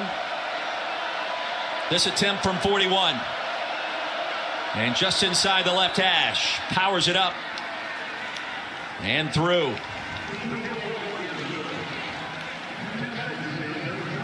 Our new score with 10:34 remaining in our 3rd quarter. Arkansas 20, Florida 17. This was the big play on that 3rd down. It's just a nice delivery to Armstrong, and then not the best tackling effort from Jordan Castell, the really talented freshman. But Andrew Armstrong able to get down the field. Castell just takes a bad angle. And again, the freshman's been tremendous today, but that not going to be on his highlight film. Now, KJ Jefferson just drifted past Ryan Mallett in terms of career passing yards with that throw. And his eyes on Tyler Wilson. Played in Fayetteville 08 to 2012. I think he has refound his mojo today, but again, we hammer this point home. Arkansas has been competitive in every loss this season, including a near comeback in Tuscaloosa against Alabama. We saw the 7-3 loss 2 weeks ago against Mississippi State after the open day to change an offensive coordinator. Hawk fans, you got to like what you're seeing, but you also have to be asking yourself, we're going to do this all over again. Close games have been the name of it. Has that juice that the offensive coordinator change, is that enough to get them over the top in this one? 8 yards deep and a touchback. Gators will get it back. So excited about the next SEC story that premieres Tuesday. It's titled True Character, as the story of the 1998 Arkansas football team, focusing on quarterback Clint Sterner, offensive lineman Brandon Burlsworth, and their game with Tennessee. A legendary matchup, by the way. The premiere happens 25 years to the date of that contest, 9 Eastern, over on SEC Network and the ESPN app. Brandon Burlsworth, the namesake for the coveted Burlsworth Trophy that goes to the most outstanding former walk-on dignitaries such as Baker Mayfield. Sean Bedford won the Burlsworth Trophy in the past. I've seen some clips. I believe Hunter Renfrow won it as well. There's going to be some emotions in that one. Burch just 3 for his last 9 passing under pressure. And he'll dive forward, trying to get back to the line of scrimmage. He's going to lose a couple of yards. Snacks Johnson again. And he has been everywhere on the football field today in Gainesville. It's been a full meal for Snacks Johnson today. I mean, he is not just picking and choosing all over the field. Again, his versatility started as an outside corner in this game, has slid inside to that nickel position, that hog position for this Arkansas team. He's had a really nice day. Used to eat at Baylor, now in Fayetteville. Snacks Johnson. Arkansas leads by 3, 2nd and 12 for the Gators.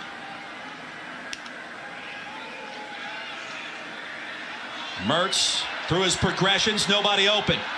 He'll buy some time, direct some traffic, and throw it out of bounds. Jackson in the area. 3rd and long coming up, and the pressure by Chris Paul Jr. is going to take Mertz a second or two to collect himself. And he's going to have to come out for this big 3rd down. That was a big hit right in the midsection for Graham Mertz.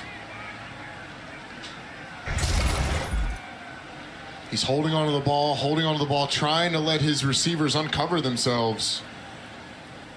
Sort of puts himself in harm's way, waiting that late to throw the ball. Max Brown going to try to warm up in a hurry. 6 for 7 passing this season. Didn't play last year. Redshirt freshman from Tulsa.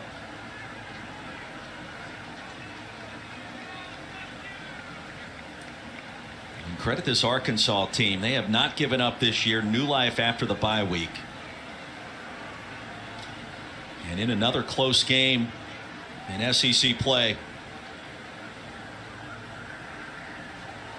Mertz will walk off the field under his own power.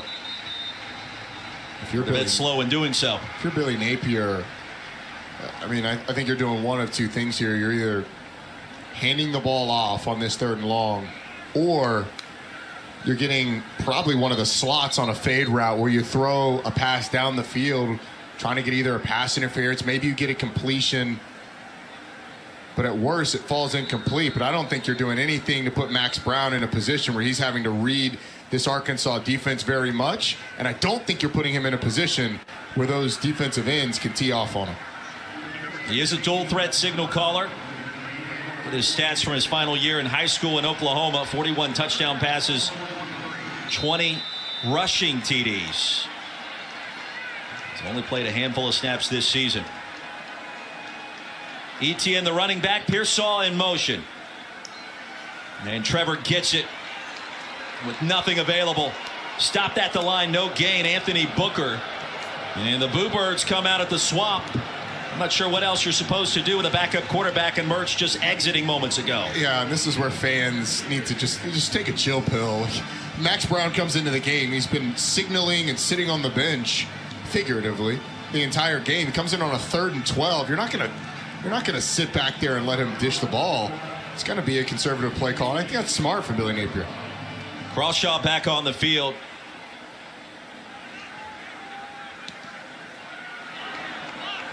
And a wobbler. Satania. Good field position for the Hogs. Racing back into Florida territory.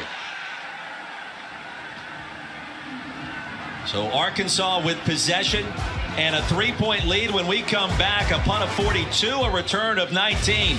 Billy Napier back to the drawing board.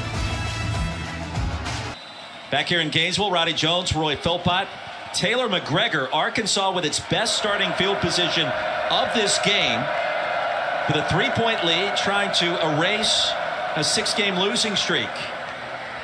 And the deep give, A.J. Green spun down, close to a first down, but stopped just short by Castell. Before we get too far away from it, Roy, I want to give Isaiah Satania a big shout out for the distance he covered to field that last punt to give Arkansas great field position. Yeah, we've seen some hidden yards in special teams plays on punts.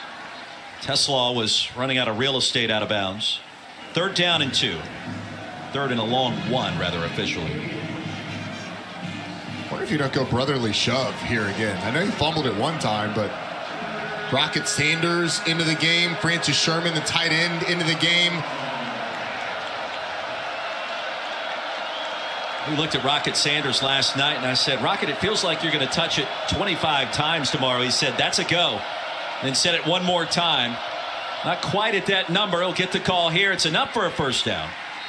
He was excited to return to the field. We asked him, what did it feel like training away from the team to try to get that knee back in shape? He said it was lonely. And when I came back to Fayetteville, it felt like home.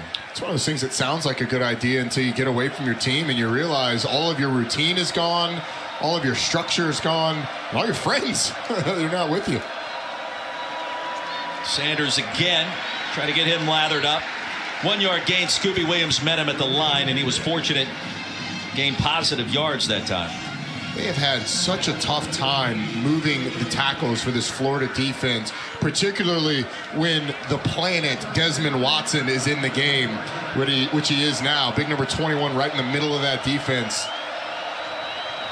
I think that was the first thing that impressed you on film this week, and I mentioned that to our crew back on our Tuesday production call. Florida's defensive front, anchored at times by Desmond Watson. They're tough to move. A little stutter step and a big play goes A.J. Green.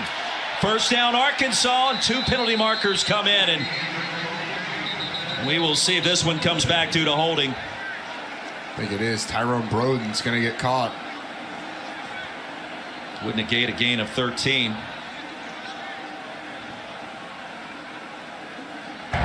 Holding on the offense, number 17. 10-yard penalty will be enforced from the spot of the foul with a replay of second down. Bowling Green transfer, Tyrone Broden. Against Jason Marshall, and that's fine. It's right there where he tries to disengage and pulls on the jersey when he's trying to get off. That's initially you're okay, and then when the defensive back tries to get off, that's when you got to let go.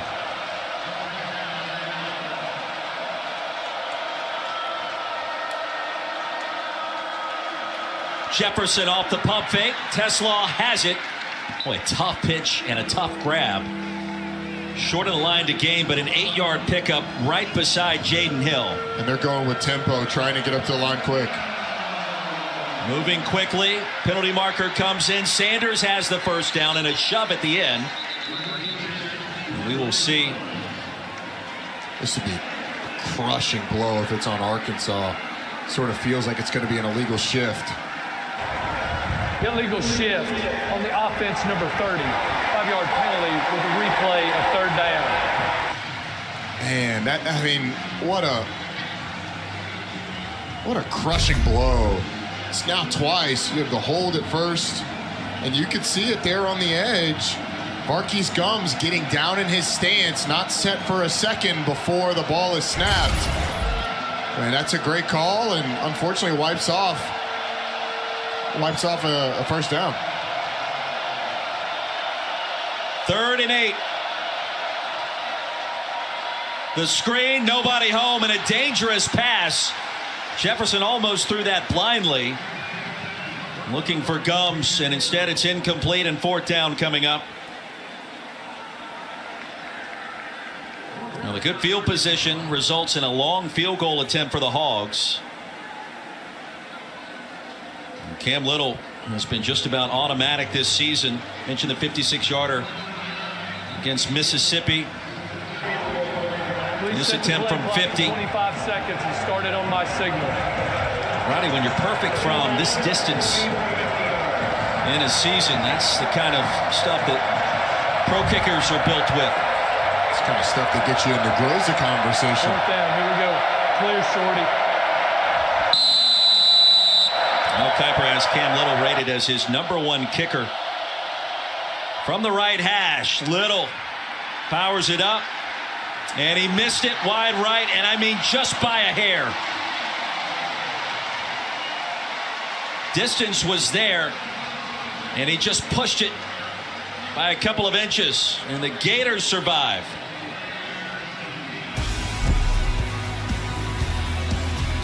.635 remaining. Little gave it all he had, and instead of coming up just short, pushed it wide right at the end. Well, great news for Gator fans. Graham Mertz back on the field after taking a shot from Chris Paul Jr. Florida in its last 5 possessions, 4 punts and a field goal. Mertz just 1 for 5 in the second half, and Montrell Johnson gains a couple. Jaheim Thomas a tackle. Right, we had all kinds of explosive plays early. Tied at 14, 15 minutes in. Since then, the defenses have taken over. Really haven't. It's felt like Arkansas has been able to create the explosive plays more. For Florida, it's been a little bit more having to drive the ball down the field. Let's see if Florida can get something going from an explosive standpoint. Yeah, where will the big plays come from? Play action. Johnson. Close to midfield. That's a first down.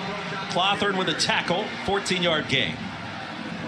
A little token play action fake. Johnson sneaks out of the backfield. And I like getting Graham Mertz on the run outside the pocket. This Arkansas front has been able to get to him a couple of times and force him out. But that movement gets the quarterback, who's a little banged up on that last drive, back comfortable. Good quarter last week in Jacksonville against Georgia. Final 3 quarters, not as much.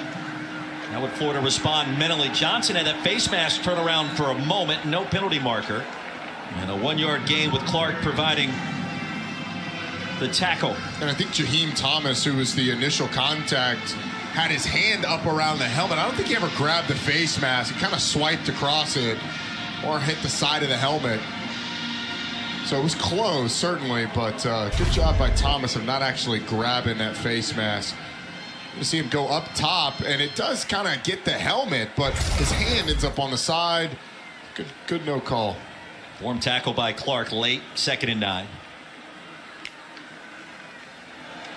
It'll be Johnson probing his way forward. Head to the 48, 3rd down.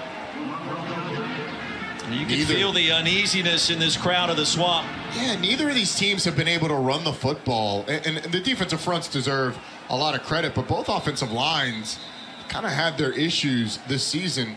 We've got an Arkansas defender down on the ground. Anthony Booker Jr. Sam Pittman wondering what happened there.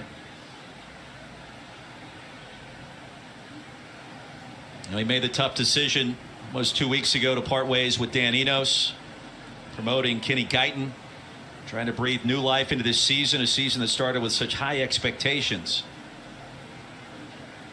And the offense has shown flashes at times today. The team has played with the spirit that he said had been lacking recently. Got to find a way to finish, and he'll come out onto the field here to check on his defensive tackle, Booker. The one thing, I mean, this defense was among the worst defenses in the country a year ago. They have been significantly improved this season, especially up front, going to a 4-down, more even front, as Anthony Booker able to get up and walk off with very little assistance. Although when you're 351 pounds, I'm not sure mere mortals, can provide much assistance. But this defense has been significantly improved. It's been the offense that's that's been the thing to keep this Arkansas team back. A little bit of life today, but the defense certainly has held up. Held Florida to just 173 yards, 9 first downs. 3rd down and 7 as Booker steps off the field. And another big play for the Gators offense. Florida trying to become bowl eligible today with a tough November slate ahead. Here goes Boardingham. Will fake it his direction, come the other way, nothing doing. That play was read. As soon as the ball was snapped, McLaughlin again, he's going to lose 2. Johnson had nowhere to run. And screens are such a big part of this Florida offense. This Arkansas defense has been all over them today. Florida's really got nothing going in the screen game, and a lot of that credit goes to the secondary reading, getting past the blockers of the blocks of the offensive linemen, coming downfield. Dwight McLaughlin and Snacks Johnson and Jalen Braxton have all been really impactful in the secondary for Arkansas. Yeah, McLaughlin, you saw the 3 PBUs. Arkansas defense, 6 tackles for loss so far. And Satania waiting to hear what's going to happen with this penalty. Delay of game on the offense. 5-yard penalty. It remains 4th down. Billy Napier told us yesterday sitting down at the football facility. It's right across the way. He said, there's no sympathy in this league, man. Arkansas is 2-6, and they are so much better than that. I think Alabama and Nick Saban would tell you that's the case. Shane Beamer, South Carolina. And the Gamecocks haven't faced the Razorbacks, but you get what I'm saying. They are underrated despite the record, T-Mac. Roddy was talking about the issues with this Arkansas offensive line and the pressure that they've allowed on KJ Jefferson all season. After Arkansas's last series offensively, Joshua Braun, the right guard for Arkansas, coming to the sideline and was pretty upset, telling guys about the assignments they missed, pressures that were not picked up. It seems like there's been some communication issues with guys knowing when and where they're supposed to be. Joshua Braun, a guy who started his career here at Florida, so you know that has to mean, this game has to mean a little bit more to him. And look, they've got some experience. Bo Limmer in the middle is Matt Miller's #1 center for this upcoming NFL draft, but it just shows you can have talent on the offensive line, but if they're not all together, you can still allow a significant amount of pressure. Yeah, freshman tackles have been an issue. Braun made 13 starts as a Florida Gator. A lot of those coming back in 2021. A.J. Green put his foot in the turf, made a cut. Collins brought him down a 2-yard gain. Mentioned it earlier, the struggles that both teams have had running the football. Arkansas averaging 2.3 yards per rush, Florida 3 yards per rush. It's been tough sledding. Jefferson takes off, brought down at the line, and boy, he was chopped down by Scooby Williams. Scooby Williams, Kelby Collins, the freshman defensive end, was in there too. They've got Arkansas on the 3rd and long.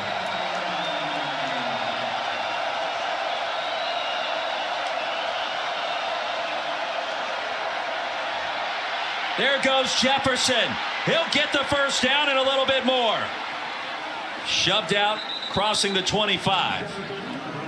It's a gain of 15 on 3rd and 7. Marshall, the late assistance, out of bounds. Watch the twist on the left side of this Florida defense. Everything gets washed to the right. KJ Jefferson sneaks out to the left, gets down the field, and gets a big first down for Arkansas. Boy, did they need that.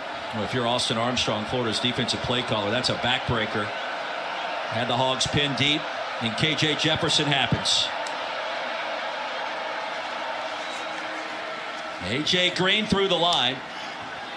And that ball come out late. There was a lot of movement right before he hit the turf. And a scrum of sorts afterwards.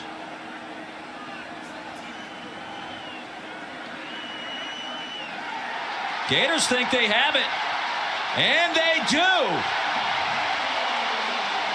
Well, it was Scooby Williams jumping in there.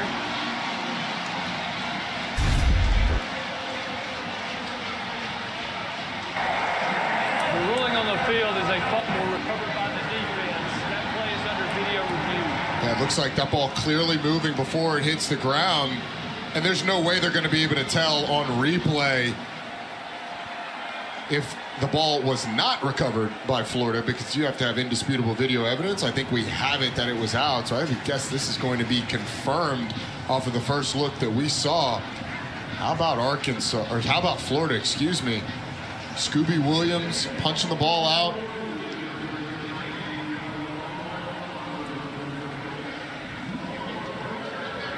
Now the Hogs, that'll be their 3rd fumble. And the first one that would be lost today.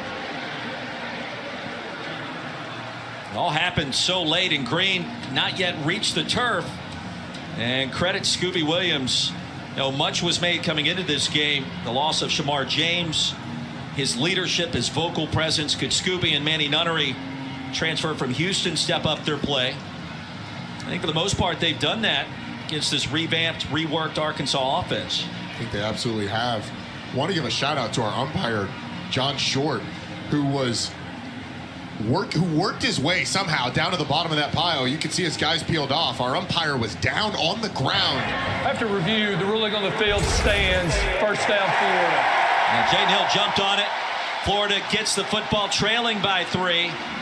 Sam Pittman beside himself, and the Gators in business. There's not many coaches in the country that are better than drawing up a shot play than Billy Napier. I think it's about time we see a shot play here, Roy. Let's see if it happens. It's the third time in this game. Gators have started in Arkansas territory. The other two times it went down, Florida scored touchdowns on both occasions.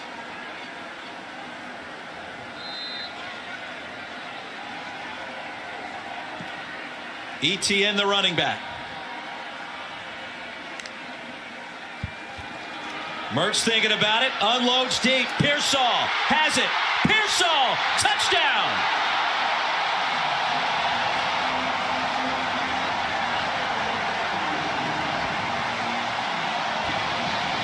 Landon Jackson could not get home. Mertz, Pearsall make him pay. Gators back in front.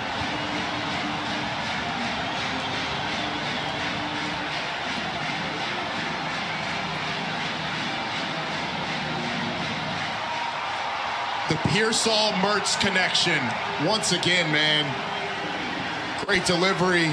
Excellent catch. Good power to get in the end zone for Ricky Pearsall. Here's Smack. Well, Arkansas had momentum, then the fumble, and the lead erased.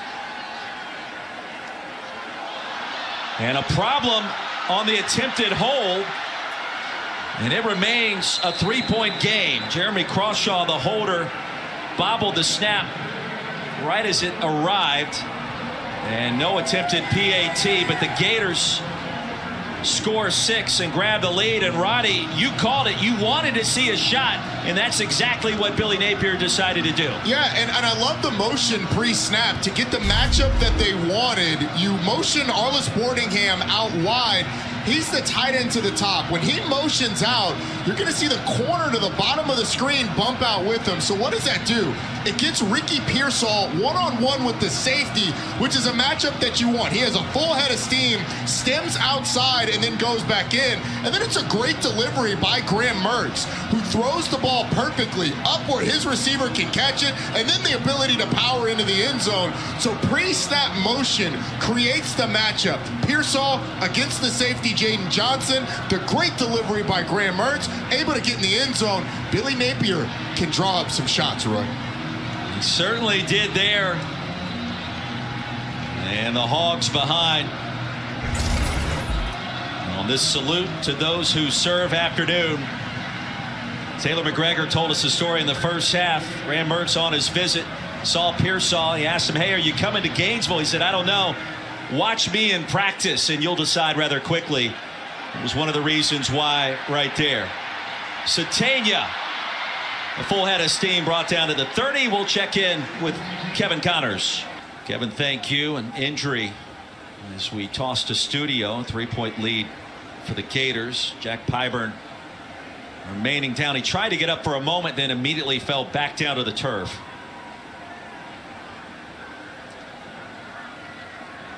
.90 seconds to go in the third quarter and clearly in pain, and here comes Coach Napier.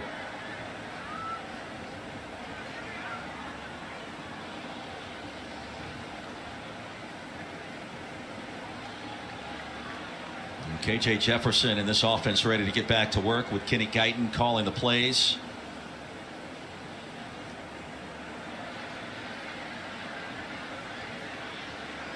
Hogs have had their opportunities. We've seen the turnover with the fumble, and then you go back to those penalties earlier in this quarter that were just downright detrimental to getting points on the board. I mean, first you had the holding call. A.J. Green gets the first down. That would have been in the red zone. And then the illegal shift with Varkey's gums not getting set that lead to the missed field goal. That was 2 drives ago. On the last drive, you got the A.J. Green fumble that gives Florida great field position where they hit the shot down the field. The last 2 drives have really been Arkansas shooting themselves in the foot, but Florida capitalizing on it. Pyburn walking to the Florida locker room. Hogs get it back near the 30. Marvelous day for college football in the SEC. 2 teams that really want to jumpstart last fourth of the season. And they both have to have this one. Sanders straight ahead. He'll push the pile and pick up 4 late, and that was Scooby Williams. He's been active in this third quarter. Roddy, is there anything different you want to see from Kenny Guyton, KJ Jefferson in this Hogs offense? Not with a crosser. I'll answer the question for you to Armstrong. Yeah. You know, I think getting KJ Jefferson involved in the run game is something that we anticipated today. That has not happened a ton, and it just gives you another body to help block as you try and get something going in the run game. Pulls it here, keeps it, and bullied down near the 47. That was Williams again, a 3-yard gain. And Roy, there's 2 ways to do it when you go quarterback run game. Are you going to read it like a zone read like that, or are you going to go traditional run schemes and just have an extra blocker? They've opted to go more zone read than like traditional quarterback power. I think I'd like to see a little more of that. Kenny Guyton said KJ has to speak up and lead. We said, Coach, how does he do that? And he said, well, leadership is about what you do and what you show. Could be the final play of the third quarter. Hogs trailing by a field goal. They have it at midfield with 15 minutes to go. Gators a 3-point lead. Moments ago, Taylor McGregor asked Billy Napier, how do you close this game the way you need to? It comes down to fundamentals. We got to communicate well. We got to get our guys online, and we got to go execute. Right? You got to earn the right to win in this league. And Arkansas has got a good football team, so it's going to be an awesome fourth quarter. Thank you, Coach. Roy? Taylor, thank you. Roddy Jones, Roy Philpott. It's loud to start the fourth. 3rd and 4.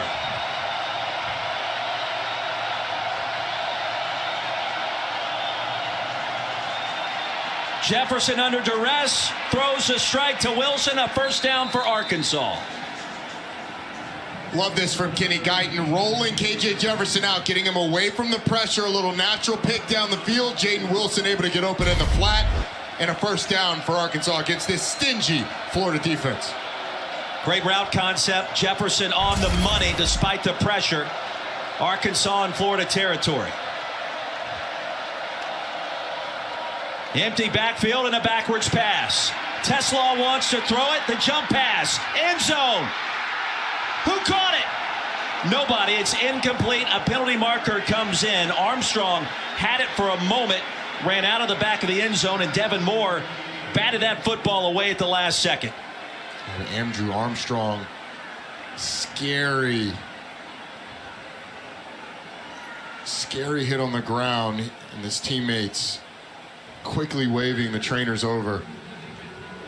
8-yard penalty reinforced from the previous spot, carries an automatic first down. Pass interference to call, a 15-yard infraction on Devin Moore. More importantly, Armstrong will be tended to in the end zone, and Sam Pittman's going to have a look. And Roddy, I think you were correct, and a lot happening on this play. It's a great job of Teslaw giving his receiver a chance. Armstrong almost comes up with a great catch, but I think when that helmet hits the ground, Armstrong looks like he was, that's one of those scary ones with the ground so hard when you're in those positions. Injury timeout just underway in our fourth quarter, and a 3-point lead. Here come the Cats on the road in Austin. During that break, Andrew Armstrong, up on his feet, walked into the locker room under his own power. Offside on the defense, number 95, contact, 5-yard penalty, and it remains first down. Jamari Lyons. So the good news is it appears as if Armstrong potentially could be okay long term. The bad news is you wonder if you're going to get him back in this game where he has been the Hogs' leading receiver, and Armstrong will have to wait and see what happens. Lyons put his hands across the line. That's clearly a penalty. Jefferson to the edge. And on 1st and 5, he'll race out inside the 10. This Florida defense has not given up a touchdown in its last 10 drives, but here Arkansas knocking on the door now inside the 10-yard line. 1st and goal. Sanders, the running back, healthy for the first time in a long time, and tumbles down near the 7. A short gain on 1st and goal. Nunnery, primary defender to stop him. Umanmielen involved as well. How big is that missed extra point for Florida, too? Even if they stop Arkansas, Arkansas can tie it with a field goal, but Arkansas's got its eyes on 6 points. Tesla, bottom of the screen. Sanders, the back, trying to race outside. By a couple of yards inside the 5, and that's it. Kelby Collins met him. 3rd down and goal coming up, Ronnie, from the 4. It's about the best 3-yard run you'll see all day. And he got contacted 2 yards, 3 yards behind the line of scrimmage and powers forward, gets inside the 4-yard line. What does Arkansas draw up here? We've seen them roll KJ Jefferson out. Some of those natural pick plays if they want to throw the ball. 9th play of the drive. Jefferson end zone, too high. Broden was open for a moment, and Jefferson zipped it about 4 inches above his grasp, and he's one of the bigger receivers in the SEC. He had it too. Bryce Thornton was played off, so that was an easy back shoulder. It was basically going to be uncontested, but KJ Jefferson a little off the mark. You had the safety, a corner blitz, and the safety's coming over. Back shoulder was right there. All you have to do is get it to your receiver. 6'6", 6'7", and that pass is looking for Victor Wembanyama. 22-yard field goal attempt, and Arkansas has tied it up. Sam Pittman's team in position. They've been here before. Can they find a way on the road? On the ground, through the air, his efficiency, all the boxes are checked. LSU beat Alabama last year. Can Brian Kelly make it 2 in a row and put the Tigers back in the college football playoff conversation? You think so? We will see. 2 losses. I'm just saying, it happened to the BCS. Could it happen final year of the 4-team field as we take a look at other notable Heisman candidates? Michael Penix Jr., of course, on the road to the Coliseum tonight against SC. J.J. McCarthy, you mentioned Daniels. Bo Nix, Oregon in control of their destiny, and Jordan Travis. And how about Florida and the quarterbacks that they're going to see for the rest of the year? You got Jaden Daniels next week, Jordan Travis at the end of the year, and Brady Cook sandwiched in between them. 2 of them Heisman Trophy contenders, 1 of them lighting up the SEC and Brady Cook. So doesn't get any easier here on out for the Gators. Florida has it from the 25. ETN, the running back. Mertz rips it away. Will buy some time on the move. Wilson, 1st down. Braxton with a tackle. It's a gain of 17. Eugene Wilson III have been a little quiet here in the second half. They finally get Trey Wilson going there a little bit. Had 2 touchdowns in 3.5 minutes back in the first quarter. Approaching 60 yards through the air today. Jackson. A swing pass into Arkansas territory. So a couple of big plays, netting 25 total yards. It'll be 2nd and 2. Greer with the tackle. Momentum has shifted sides multiple times today, going back to that fast-moving first quarter. Graham Mertz was banged up for a moment. He appears to be all right. And this game has featured a little bit of everything. It really has. I mean, look, this is what just about every game in this conference is. It's back and forth. It's responses. We've got a good finish coming. Yet to hear much from Hayden Hansen, 89 in black uniform today. The tight end, former quarterback, swatted away at the last second. Wilson was running free, and the Hogs snuck in there. Walcott just jumped in the air and made an incredible defensive play. It's a tight window. What a play, though, by Al-Fahim Walcott as he retreats, sees the ball, extends, uses all of that 6'2" frame plus those long arms. That's what length does for you. Hogs are flying around. Walcott has 5 stops and that last PBU. Gators could afford to take a shot. It's 3rd and short. 4-down territory. Billy Napier, you know it is. ETN, a stutter step, a jump cut, and a mass of humanity. Let's see where they spot it. Chris Paul led the charge for the Hogs. And that is enough for a first down. Good second effort by this Florida offense. Sam Pittman disagrees with that spot. And for a moment, I thought the initial indicator was he was behind the line to gain. I thought that last surge helped him fall forward over the line to gain, so I didn't have a problem with the spot. Put you on a conference call with Sam after this one. See how that goes. Mertz going long. And incomplete. Double coverage. Lil Jackson went down near the 7. Roddy, I think he tripped up over his own 2 feet that time. I didn't see contact from up here. The ball's well overthrown. Jackson didn't really have a shot to get it. I thought it was a good no call. There's a little shove there at the top by McLovin. He's playing with fire, but I still like the no call. I don't think anybody was getting that ball. Uncatchable in that situation. McLaughlin effective today for the Hawks. 2nd and 10. Etienne. Older brother Travis playing for the Jacksonville Jaguars. 2 shared a field a week ago, if you will. Cam Ball a tackle, a 1-yard gain. Now you're in a 3rd and 9 situation. Want to reiterate, Billy Napier talked to us about the analytics and what the evidence says in terms of going for it on 4th down. I think if you get it to 4th and 4 or less, he's likely going to try and go for it. So that changes the way that you call the plays. You take a shot on 1st down knowing that you have 3 more, and now on 3rd and 9, he can call a play that he expects to get 4 to 7 yards, maybe a 1st down, and then decide to go for it. Play clock winding down. A timeout will be called by the Gators. Timeout, Florida.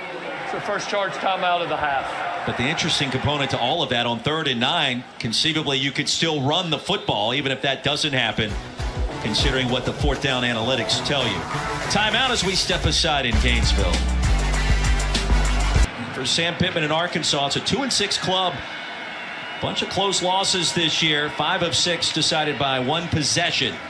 Will that trend continue today? The Gators hope so. Trey Wilson hopes so. Still on his feet. Ball comes out late and the Hogs jump on it. And let's see if they stop this forward progress. Oh boy. The ruling on the field is that the runner's forward progress was stopped. 1st down. That was Jalen Braxton again, who had the strip and score back in the 1st quarter. He's going full Peanut Tillman on us without the punch, but with the strip. I like the play design, but I think this is the right call. He stood up. He's not going anywhere. I don't know. He's kind of moving forward during that on replay. Ball jostled around a little bit. Florida moves quickly.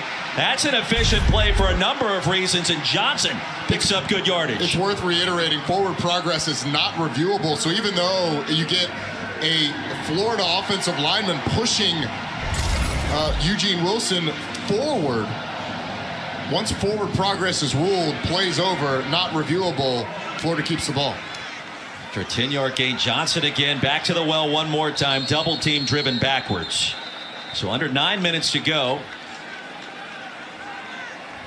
Well, Jalen Braxton developing quite a defensive reputation here today with forcing turnovers and trying to change this game by himself. You know what? You have to absolutely love it. I mean, fighting for everything in this game. Almost had another one. And I think when the refereeing crew goes back and watches that, I think they were a little quick on the forward progress. He is stood up, but his offensive lineman comes and starts to push him forward. Sam Pittman is explaining just that, very politely, I'm sure. Pleasantries exchange, 2nd and 7. Timeout, Florida. It's their 2nd charge timeout of the half. I know Florida wants to get it right in this situation, so you call the timeout, but it's a tie ball game. That could be massive later on if you're in a situation where Arkansas has the ball, you need to stop the clock, or you're in a 2-minute drive situation and you have to use those timeouts. Florida burning 2 of them on procedural things early on. Well, the key indicator that you mentioned, forward progress, you can't review that if you're the replay official John Bible. And so there was a lot happening there. Look at this sequence in real speed. Big play for Wilson. The ball comes out. It is a big play. And look, he stood up right there, but immediately, or almost immediately, his offensive lineman comes and pushes it forward. The ball comes out. I just think it's quick. I think it's a really quick whistle there to rule forward progress. When he stood up for maybe a half a second, I mean, they're fighting. He's just a little presumptuous by the officials. And I would argue, too, Braxton on that initial contact, ripping the ball loose. It jostled for a second, and then it finally sprung loose, which would further cement your point. Gators perhaps catch a break. The drive continues, 2nd and 7. Team trying to win its 6th ball game of the season under second-year head coach Billy Napier. Play action, Mertz, pocket collapsing. And he'll throw that out of bounds. Jackson was in the area. Had about 5 Arkansas defensive linemen as close as you could be to Graham Mertz without sacking him or being able to touch him. Now, big 3rd down situation. Find Trey Wilson and Ricky Pearsall if you are Arkansas on defense. Do they dare go man-to-man? It looks like they're going to. Snacks Johnson coming over to cover Pearsall. The corners got Trey Wilson to the top of your screen. Empty backfield. 3rd and 7. This is where Wilson has been so dangerous. Looking for Jackson. Contact.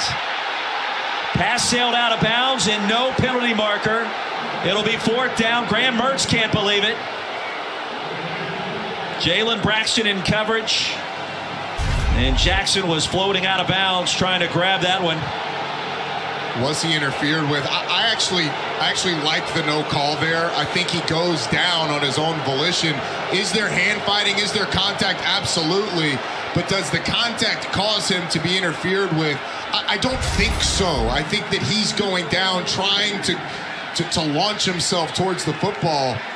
I don't think the defender pushes him down. I actually like the no call there. Smack 12 of 13 on the season. The one make today from 47. This attempt near the middle of the field from 34 and on the way. And Smack drills it. The Gators are back in front. 26-23. Well, more drama than a junior high lunch table here in Gainesville. Under 8 to go at the Swamp. 11 and 10 coming off a close loss in Jacksonville a week ago. You look at the rest of the schedule, it gets awfully difficult from this point moving forward. Win for either side is enormous. Hogs get it back. We'll check in with Kevin Connors. A new offensive coordinator today in Kenny Guyton. Arkansas has responded, but perhaps on the ropes once again. Jefferson in the dirt with pressure coming by Scooby Williams. Wise decision by KJ Jefferson. This is where Arkansas needs him to step up and be the KJ Jefferson that we've known throughout his career. This Florida defense has been really good, only allowing 304 total yards so far today. But you got to come up with a big drive here late for Arkansas.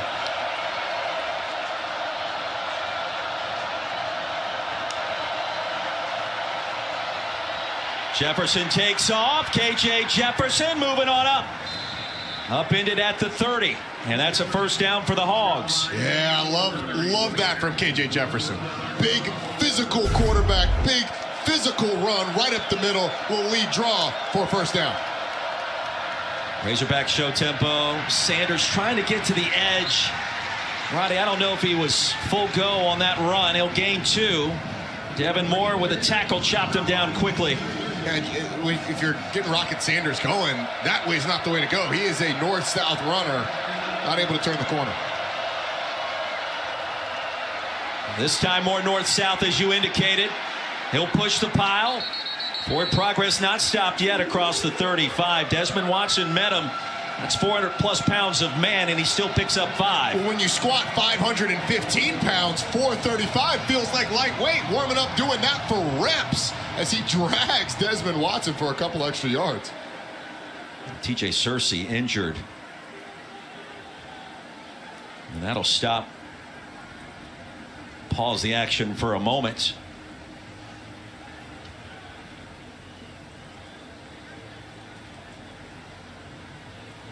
TJ Searcy has done a really nice job on this Florida defense, being a situational pass rusher, is improving, but they really think he's got a chance to be special down the line. Having to exit a little bit earlier, Isaac Teslaw to the top of your screen. He's their other big-time receiver for this Arkansas team. Sanders motions out. Four-man pressure. Jefferson escapes. First down, Hogs.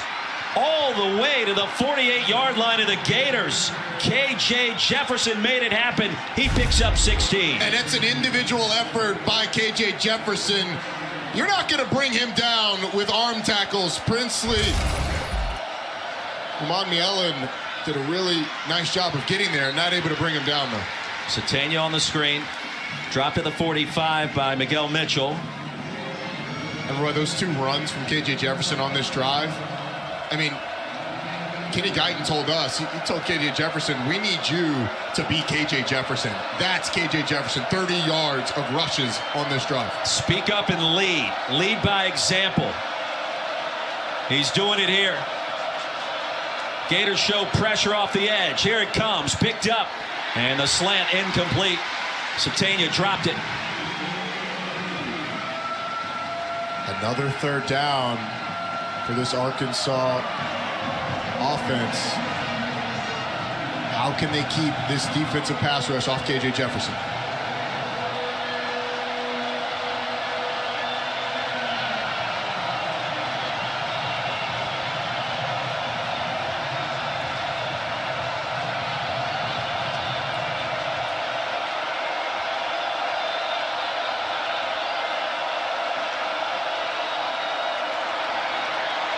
Jefferson with all day. Wide open Satania. First down, Hogs.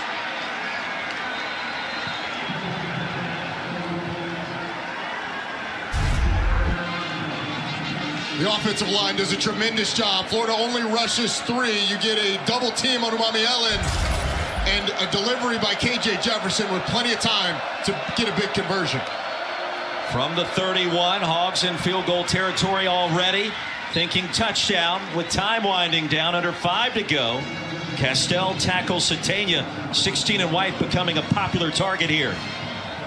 In the slot as well, and the clock ticking away as they drain it down. KJ Jefferson on this drive, though. This is vintage KJ Jefferson. After a gain of 6.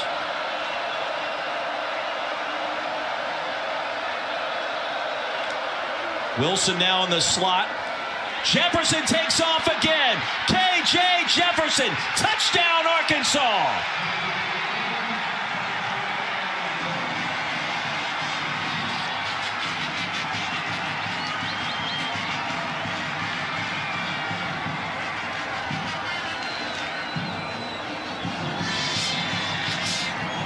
I think this offense has their spirit back, Roy, and that spirit has a number 1 on his chest and maybe an S underneath the pads, because he was Superman on that drive. The big pickups that he had on third down, and then the rush into the end zone to seal it, some passes along the way. KJ Jefferson, tremendous.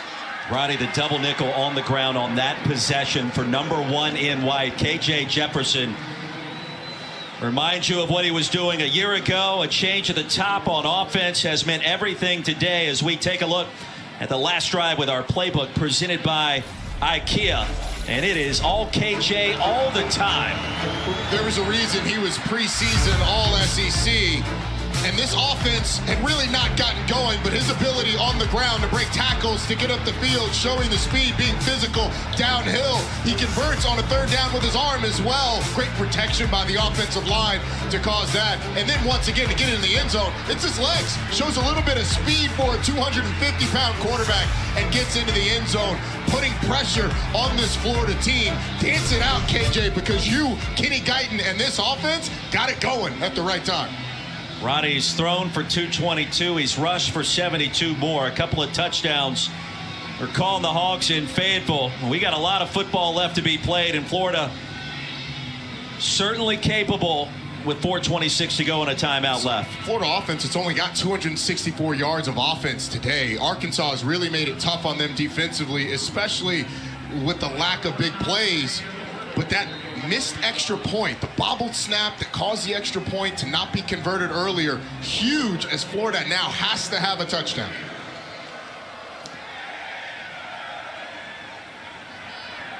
ETN from the 3. Looking for blockers. Tripped up at the 28 as we check in again with Kevin Connors. They're trying to win in Gainesville for the first time ever, and KJ Jefferson has his team in position. Gators get it back.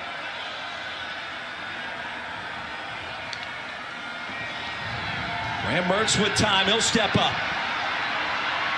And Mertz on the ground slides in near the 35, so a good gain. No receivers open, give him 5. Ever since the adjustment, moving Snacks Johnson to the nickel position in this defense, it's really shored up the coverage on the back end for Arkansas. It's not going to come into play yet, but remember, again, Florida only one timeout, having to burn a couple earlier this half. So management of the clock could come into play as they get down the field on this drive.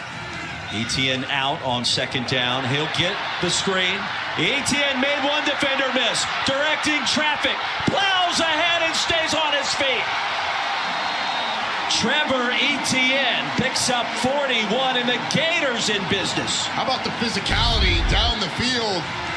Running through Jalen Braxton. Good decision by Graham Mertz. Dump it off to Trevor ETN, who's got plenty of room. Makes a man miss. That was Braxton. Then down the field, puts a pounding on Hudson Clark. Big play for Florida. Finally, a big play for this offense. ETN again. He's going to score. Gators back in front.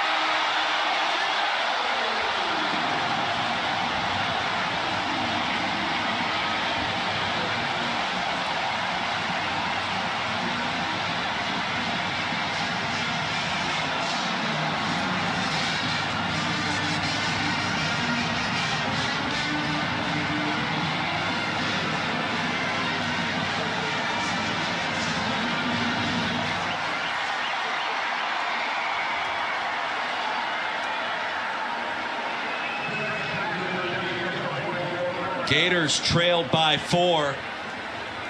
Then Trevor ETN happened. A 41-yard reception, a 26-yard carry. And that tote led to 6. With the extra point also true. 33-30. Gators back in front.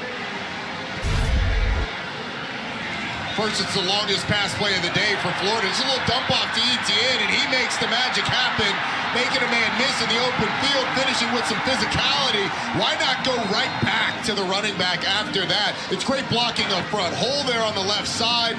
You get a hat on a hat, and ETN able to stroll into the end zone. How about that response? 3 plays in the flash of an eyelid. I don't even know if that's a saying.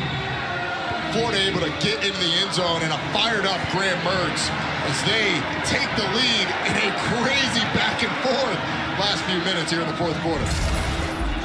3 lead changes in the last 13 minutes. Trevor ETN. Big plays for both sides the last 2 drives. And Roddy, Arkansas has all 3 timeouts to work with. More than 3 minutes, plenty of time. But if you're Austin Armstrong, you got to think, here comes more KJ Jefferson. Don't you have to do something a little different to try to slow down Arkansas and its quarterback on the ground? Yeah, I think you make sure that Arkansas doesn't get big plays. You'll be content with KJ Jefferson running the football as long as they're not for big chunk yardage. Kenny Guyton under the spotlight as well now, stepping into his first game as an offensive coordinator. Something he's waited his whole life for. It's been a dream of sorts, and now it all comes down to this.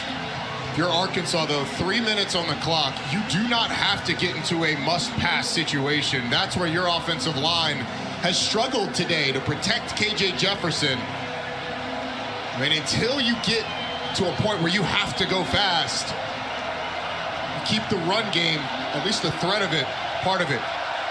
Worth noting, Arkansas also one of the best kickers in the country in Cam Little. Jefferson, they'll set up the screen to Rocket Sanders with blockers. And a penalty marker comes in at the 29. Sanders out for close to a 10-yard gain. Flag was late. Florida thinks it's against the Hogs. Anything I saw on our replay, Jaden Wilson may be caught for a hold out wide. There is no foul on the play. First down.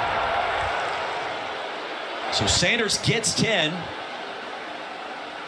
Hogs have it at the 35. Good drive starter. They haven't gone to the screens a whole lot. I'm going to see number 13, Jaden Wilson. I like the no call there, actually. Retreated late. Sanders the cut. Sanders a shimmy. And a first down. All the way to the 50. And plunging close to Florida territory, a 15-yard gain. All of a sudden, this offensive line has come alive in the run blocking game. We'll stop him at the 49. 2:30 to go. Jefferson wanted a lot. He'll settle for a little. And the comeback is there for Jaden Wilson. And the pass rushers for Florida back in coverage on that one. Prince Umamielen dropped. You've got the big bodies in the middle rushing the passer. I mean, I want number one rushing the passer in this situation. Put this Arkansas offensive line in a place where they have to protect KJ Jefferson. 2nd and 1. Sanders, edge, first down. And a patient finish on the run, tumbling down inside the 30. It'll be a gain of 13 more for Rocket Sanders, who's playing for the first time since early October. He's missed 5 games. And now under 2 minutes. Clock will stop on the first down.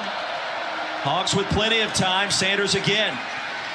Roddy, what's the mentality? Field goal, touchdown, obviously you want to win it, but you also don't want to take yourself out of FG range. You want to make sure that you are being careful with the football. You want to make sure that you are calling plays that don't knock you out of field goal range, because you're right on the edge. You don't want to make it tougher for one of the best kickers in the country, Cam Little. And so I don't mind them running the football. And if you pop one, then you go for the touchdown. But you got to tell KJ Jefferson, be smart with the ball. Jefferson, end zone, has a man and incomplete. Satania was breaking open near that front pylon. The pass goes out of bounds. Castell in coverage. Now the question is, what do you go with on 3rd down? You're in a situation where you can force Florida to use its last time out if you run the football. And so I think you spread them out. KJ Jefferson, quarterback run here in empty or an easy completion. Something to keep the clock running if you do not get the first down.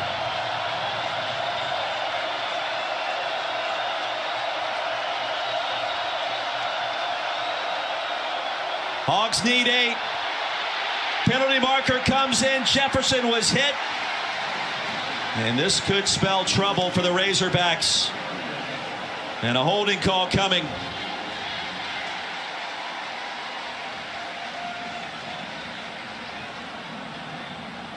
And now if you're Billy Napier, do you accept the penalty or force the 4th down? No, you absolutely accept the penalty. Holding on the offense, number 51. 10-yard penalty from the previous spot. That will bring a replay of 3rd down. And the reason is, if they don't gain another yard now, you're looking at over a 50-yard field goal, almost a 60-yard field goal, to be honest with you. But it's Devon Manuel against Princely Umamielen. And that's why you want him rushing the passer. I mean, it forces the offensive line to be perfect. Again, another situation. You need positive yardage here to make the field goal more comfortable. 3rd and 18. Pressure, penalty marker, no play. Back him up 5 more on the false start.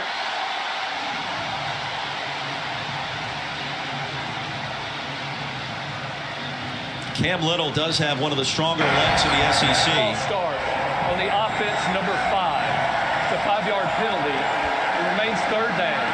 That was was on Sanders. I mean, you're not even in field goal range anymore. It would be a 60-yard field goal from here. He made one from 68 in practice 2 weeks ago. That's practice. That ain't even the swamp. Penalties hurting the Hogs.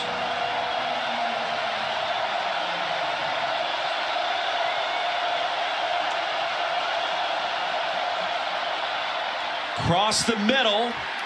Pass is caught. Broden tumbles forward. That's to the 32, and that does put Arkansas in field goal range. So a gain of 10 on 3rd and 23. Timeout, Florida. It's well executed by KJ Jefferson and that Arkansas offense just to get back within striking distance of a manageable field goal. And with Cam Little, you have to feel good about it from here.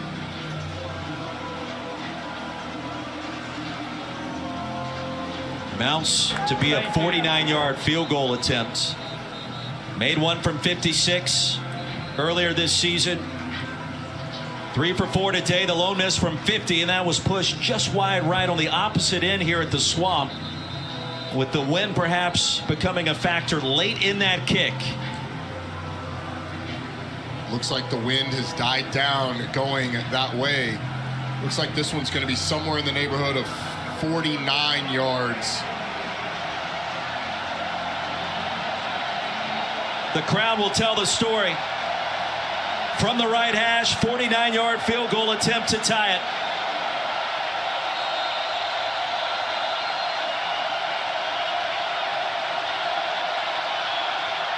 On the way. And Cam Little from distance ties it at 33.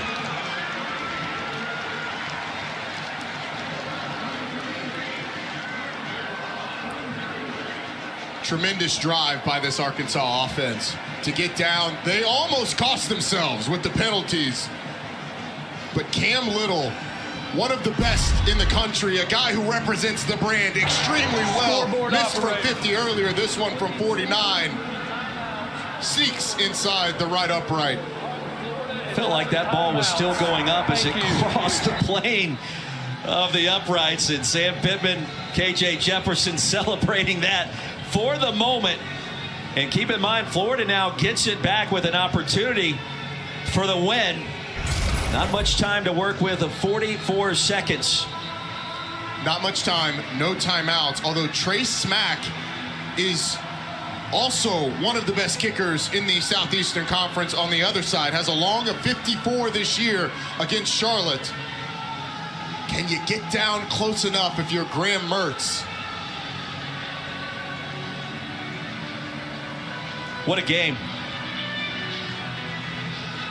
It's been tremendous. The twists and turns. 2 excellent football teams. Arkansas, their record doesn't reflect the ability, the capability of this team. The switch during the bye week has paid dividends for Sam Pittman. Into the end zone. Gators will have it at the 25. How aggressive does Billy Napier want to be? Out of timeouts. Only needing a field goal, 44 seconds to work with. I don't think you call the timeout before the field goal, leaving as much time as they did if you're not going to be aggressive. You give Graham Mertz an opportunity to get this drive going, and if you can do that, then you hit the gas and you try and get in field goal range and end this thing in regulation. 13th meeting between these two teams, the first in 3 years. Arkansas 0-5 at the Swamp. Sam Pittman and Billy Napier don't care about any of that right now. They're just trying to find a way to eke out a league win in November. I'm a little surprised Trevor Etienne on the sideline. His ability to create big plays is something Florida could definitely use on this drive. It's Montrell Johnson. Wilson will go in motion. And it's Wilson that has it. And Wilson needs to get out of bounds, and he does at the 40. Well, hard to follow the football there. The Gators will take it. And a 15-yard gain on first down. Nice job with the ball fake to the running back after handing it off to Eugene Wilson III. And Trey Wilson's able to pick up a decent chunk. Rule them out at the 40, just short. Figure you need about 20 more yards to feel good about this field goal attempt. All of a sudden, 37 seconds seems like an eternity, even without the timeouts. Johnson still the running back. The pass comes in high and tipped out of bounds. Pearsall. Roddy may have gotten a fingertip or two on it, couldn't bring it down. I'm not sure who that was intended for. I think it was actually intended for Trey Wilson going up the sideline. Pearsall jumps up. They kind of end up in the exact same spot because Trey Wilson's slow getting off the line. Ooh. I don't know. I mean, there was a lot of bodies around there. Wilson at that speed, if he's able to do anything, look out. 2nd and 10.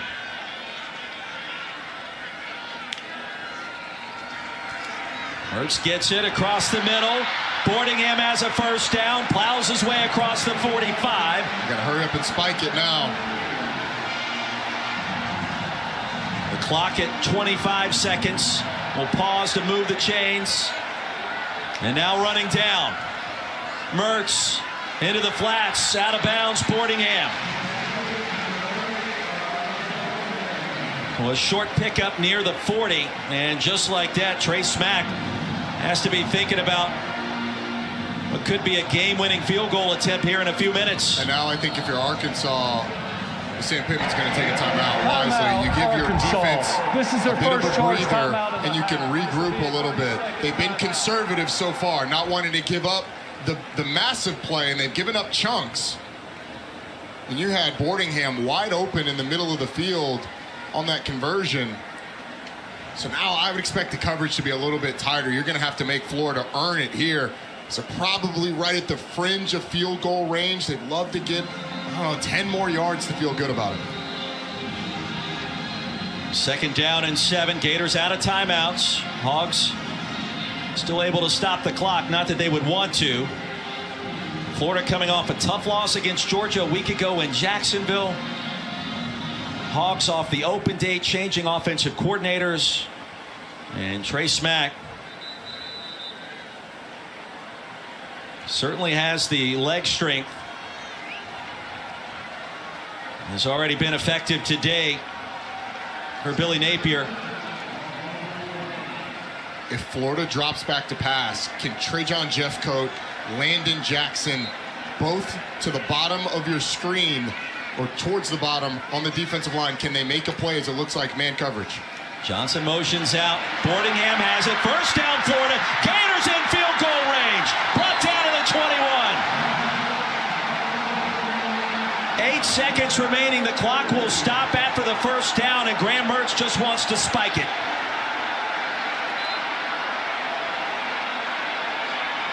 And he does.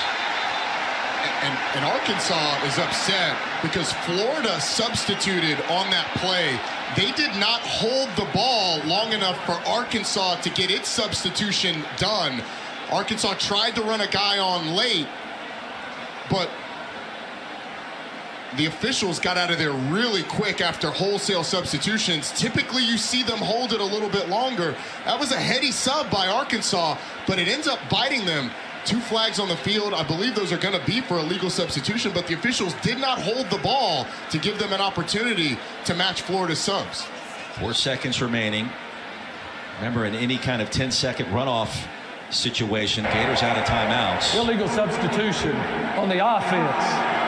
The offensive players came out into a formation and then ran off the field and did not stay for one play. There is no 10-second runoff because the clock was not running. It will be 8 seconds on the clock. The game clock will start on my signal. That is significant.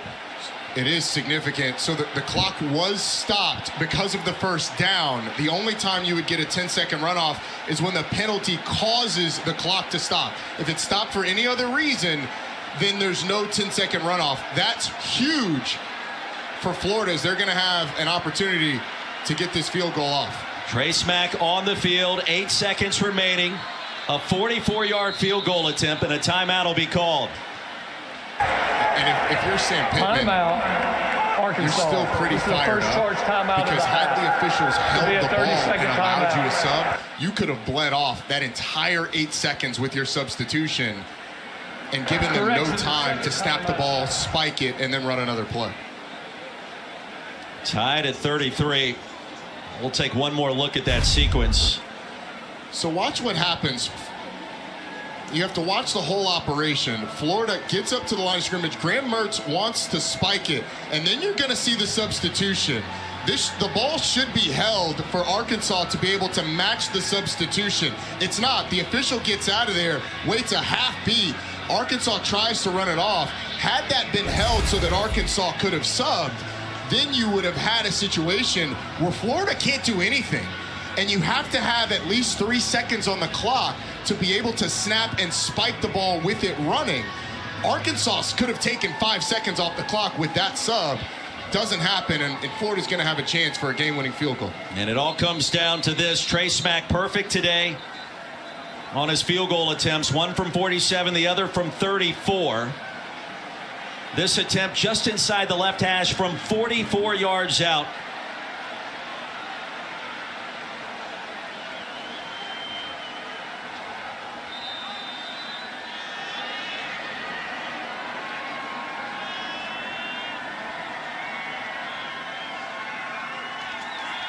And the kick on the way.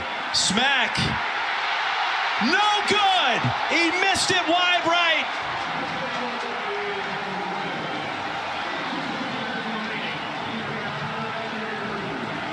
Three seconds to go. New life for Arkansas.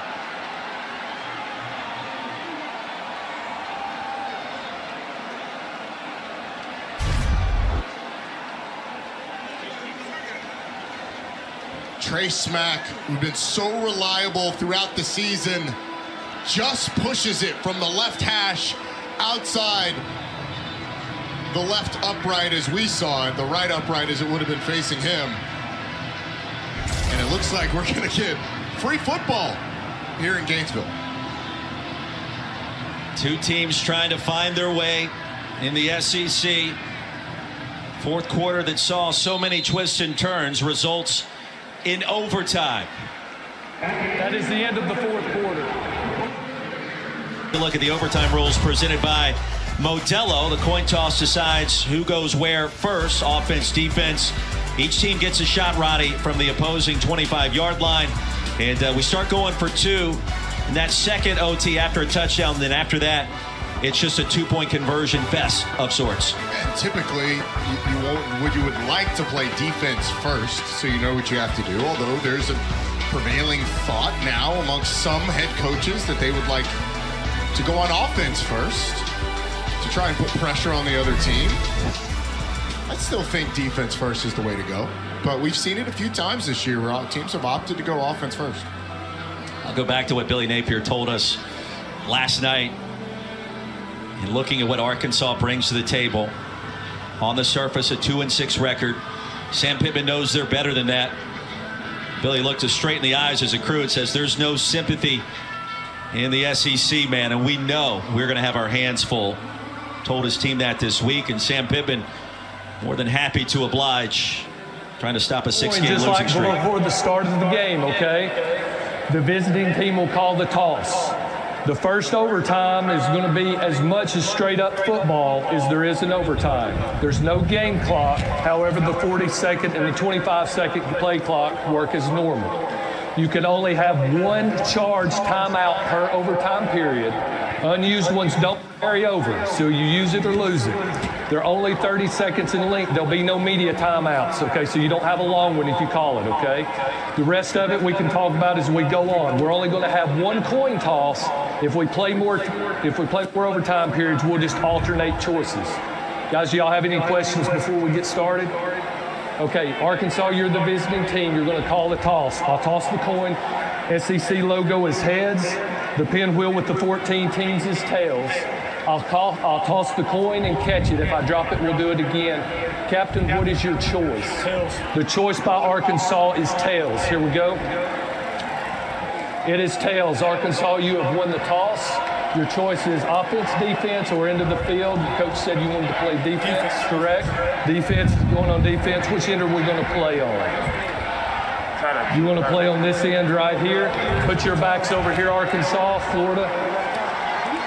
Florida will have the ball, 1st and 10 from the 25-yard line. Well, the Hogs want to see what they have to do with Florida getting the football first. Going back 3 years, Razorbacks 2-0. The extra period. And Florida 0-1. And they chose the side of the field down near the Florida student section, down near the Florida band, and maybe more importantly, away from the Arkansas fans to make Arkansas play on the more hostile part of the stadium. Gators will have it from the Arkansas 25. Overtime in Gainesville.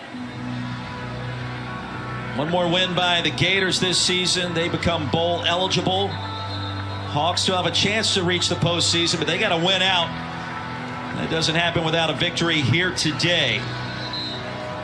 What a game this has turned out to be between these two teams. They don't meet that often. Plenty of drama at the Swamp today. Mertz and ETN in the backfield.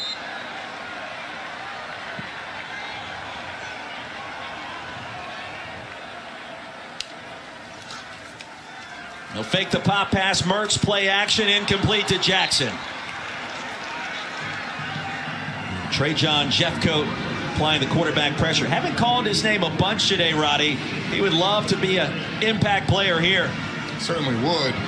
Snacks Johnson there on the coverage did a really nice job of recovering, and after that ball went past Jackson, had he had super quick cat-like reflexes, maybe he's able to snag it, but obviously that would have been a really tough play.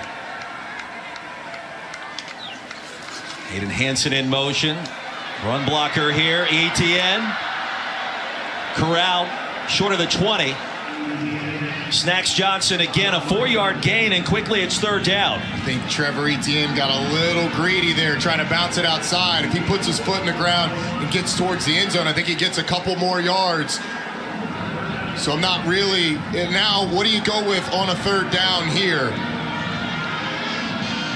I think you try and find Trey Wilson or Ricky Pearsall, both to the bottom of your screen. ETN motions out. Hogs with 5 in the box, now 6.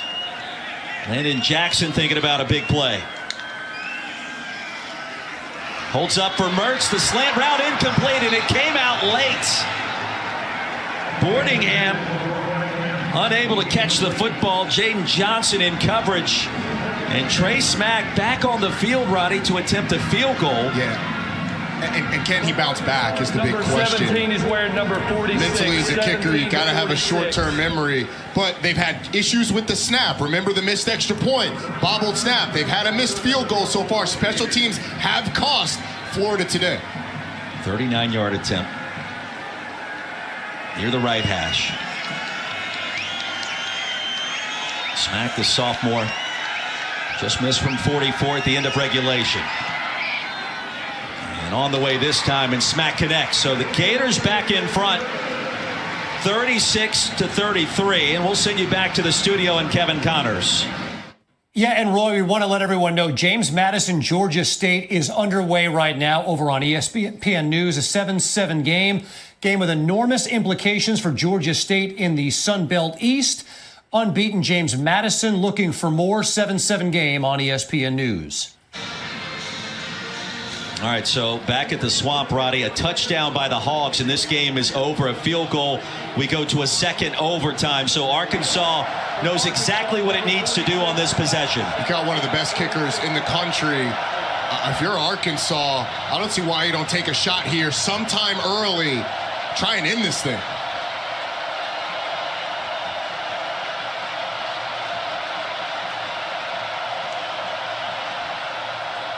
Jefferson will keep it. KJ Jefferson, penalty flag comes in. Back at the 24 on a big game by the Arkansas quarterback. And a holding call is going to negate this run. Holding on the offense, number 78. That 10-yard penalty will be enforced in the previous spot with a replay of 1st down. And that's Joshua Braun, the Florida transfer. See penalties be costly. The right guard, Joshua Braun, who's on the pole. grabs the inside of the shoulder pad of the defender. The ball moves back to the 35.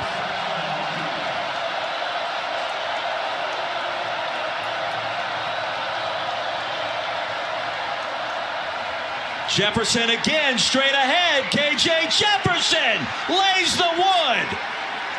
Rumbling down to the 15. And that's 240 pounds in motion, hard to stop. Austin Armstrong told us with these freshmen, including Jordan Castell, they are learning for the first time. He just learned you don't go high on KJ Jefferson. That's a gain of 20 and a first down on 1st and 20. Sanders, did he keep the play alive? He did. Sanders down to the 5-yard line. The physicality of the Hogs offense on display. And he's not even close to going down. Tremendous run. How about the spirit of this offense as Sam Pittman's got his crew inside the 5-yard line. He'll miss the tackle. 1st and goal for the Hogs. Billy Napier scrambling to call a timeout and finally get the call to the line judge. This is their only charged timeout of this overtime period. Roddy, we talk about grown man runs. This is that and then some. It's 1st and 20. So midline read up the middle, and KJ Jefferson just makes it look like big boy ball against the freshman. And then Rocket Sanders, kind of the same thing. Doesn't go down. That hand hits the ground. Those feet hit the ground. It gets up the field to the inside the 5. If you're Florida, you got to bow your neck here and stand up. But this Arkansas offense, with those two guys, when they get going, they are tough to stop because everybody picks it up. Kenny Guyton told us, KJ, you have to be the man to make everybody else better around you. You got to make the offensive line want to block harder with the physicality of your runs. And they've done that. It's 1st and 20, 60 seconds ago. Now it's 1st and goal inside the 5.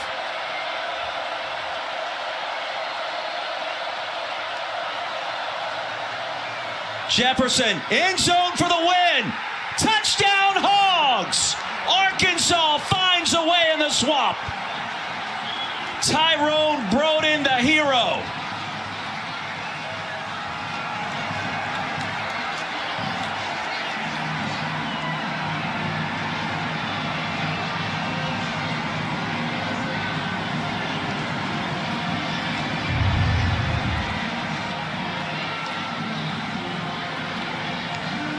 And for the first time ever, the Razorbacks win in Gainesville. It's a great delivery by KJ Jefferson. Down and outside, away from the defender. No shot for Devin Moore. A nice snag by Tyrone Broden. A walk-off for Arkansas in a game that they desperately needed. 6 straight losses coming into this one. You're coming off the bye week. You replace your offensive coordinator. You're coming to the swamp and get your first ever win. What a job for Sam Pittman and his crew. Taylor McGregor with the winning coach. A very happy Sam Pittman. Sam, you needed a touchdown to win this game. What did you want to see out of your offensive play call to get this done? Well, we needed to run the football there. That's the one thing we didn't do earlier in the game. We hadn't been running the football well inside the red zone. Boy, we did there, and KJ made a great run on 1st and long.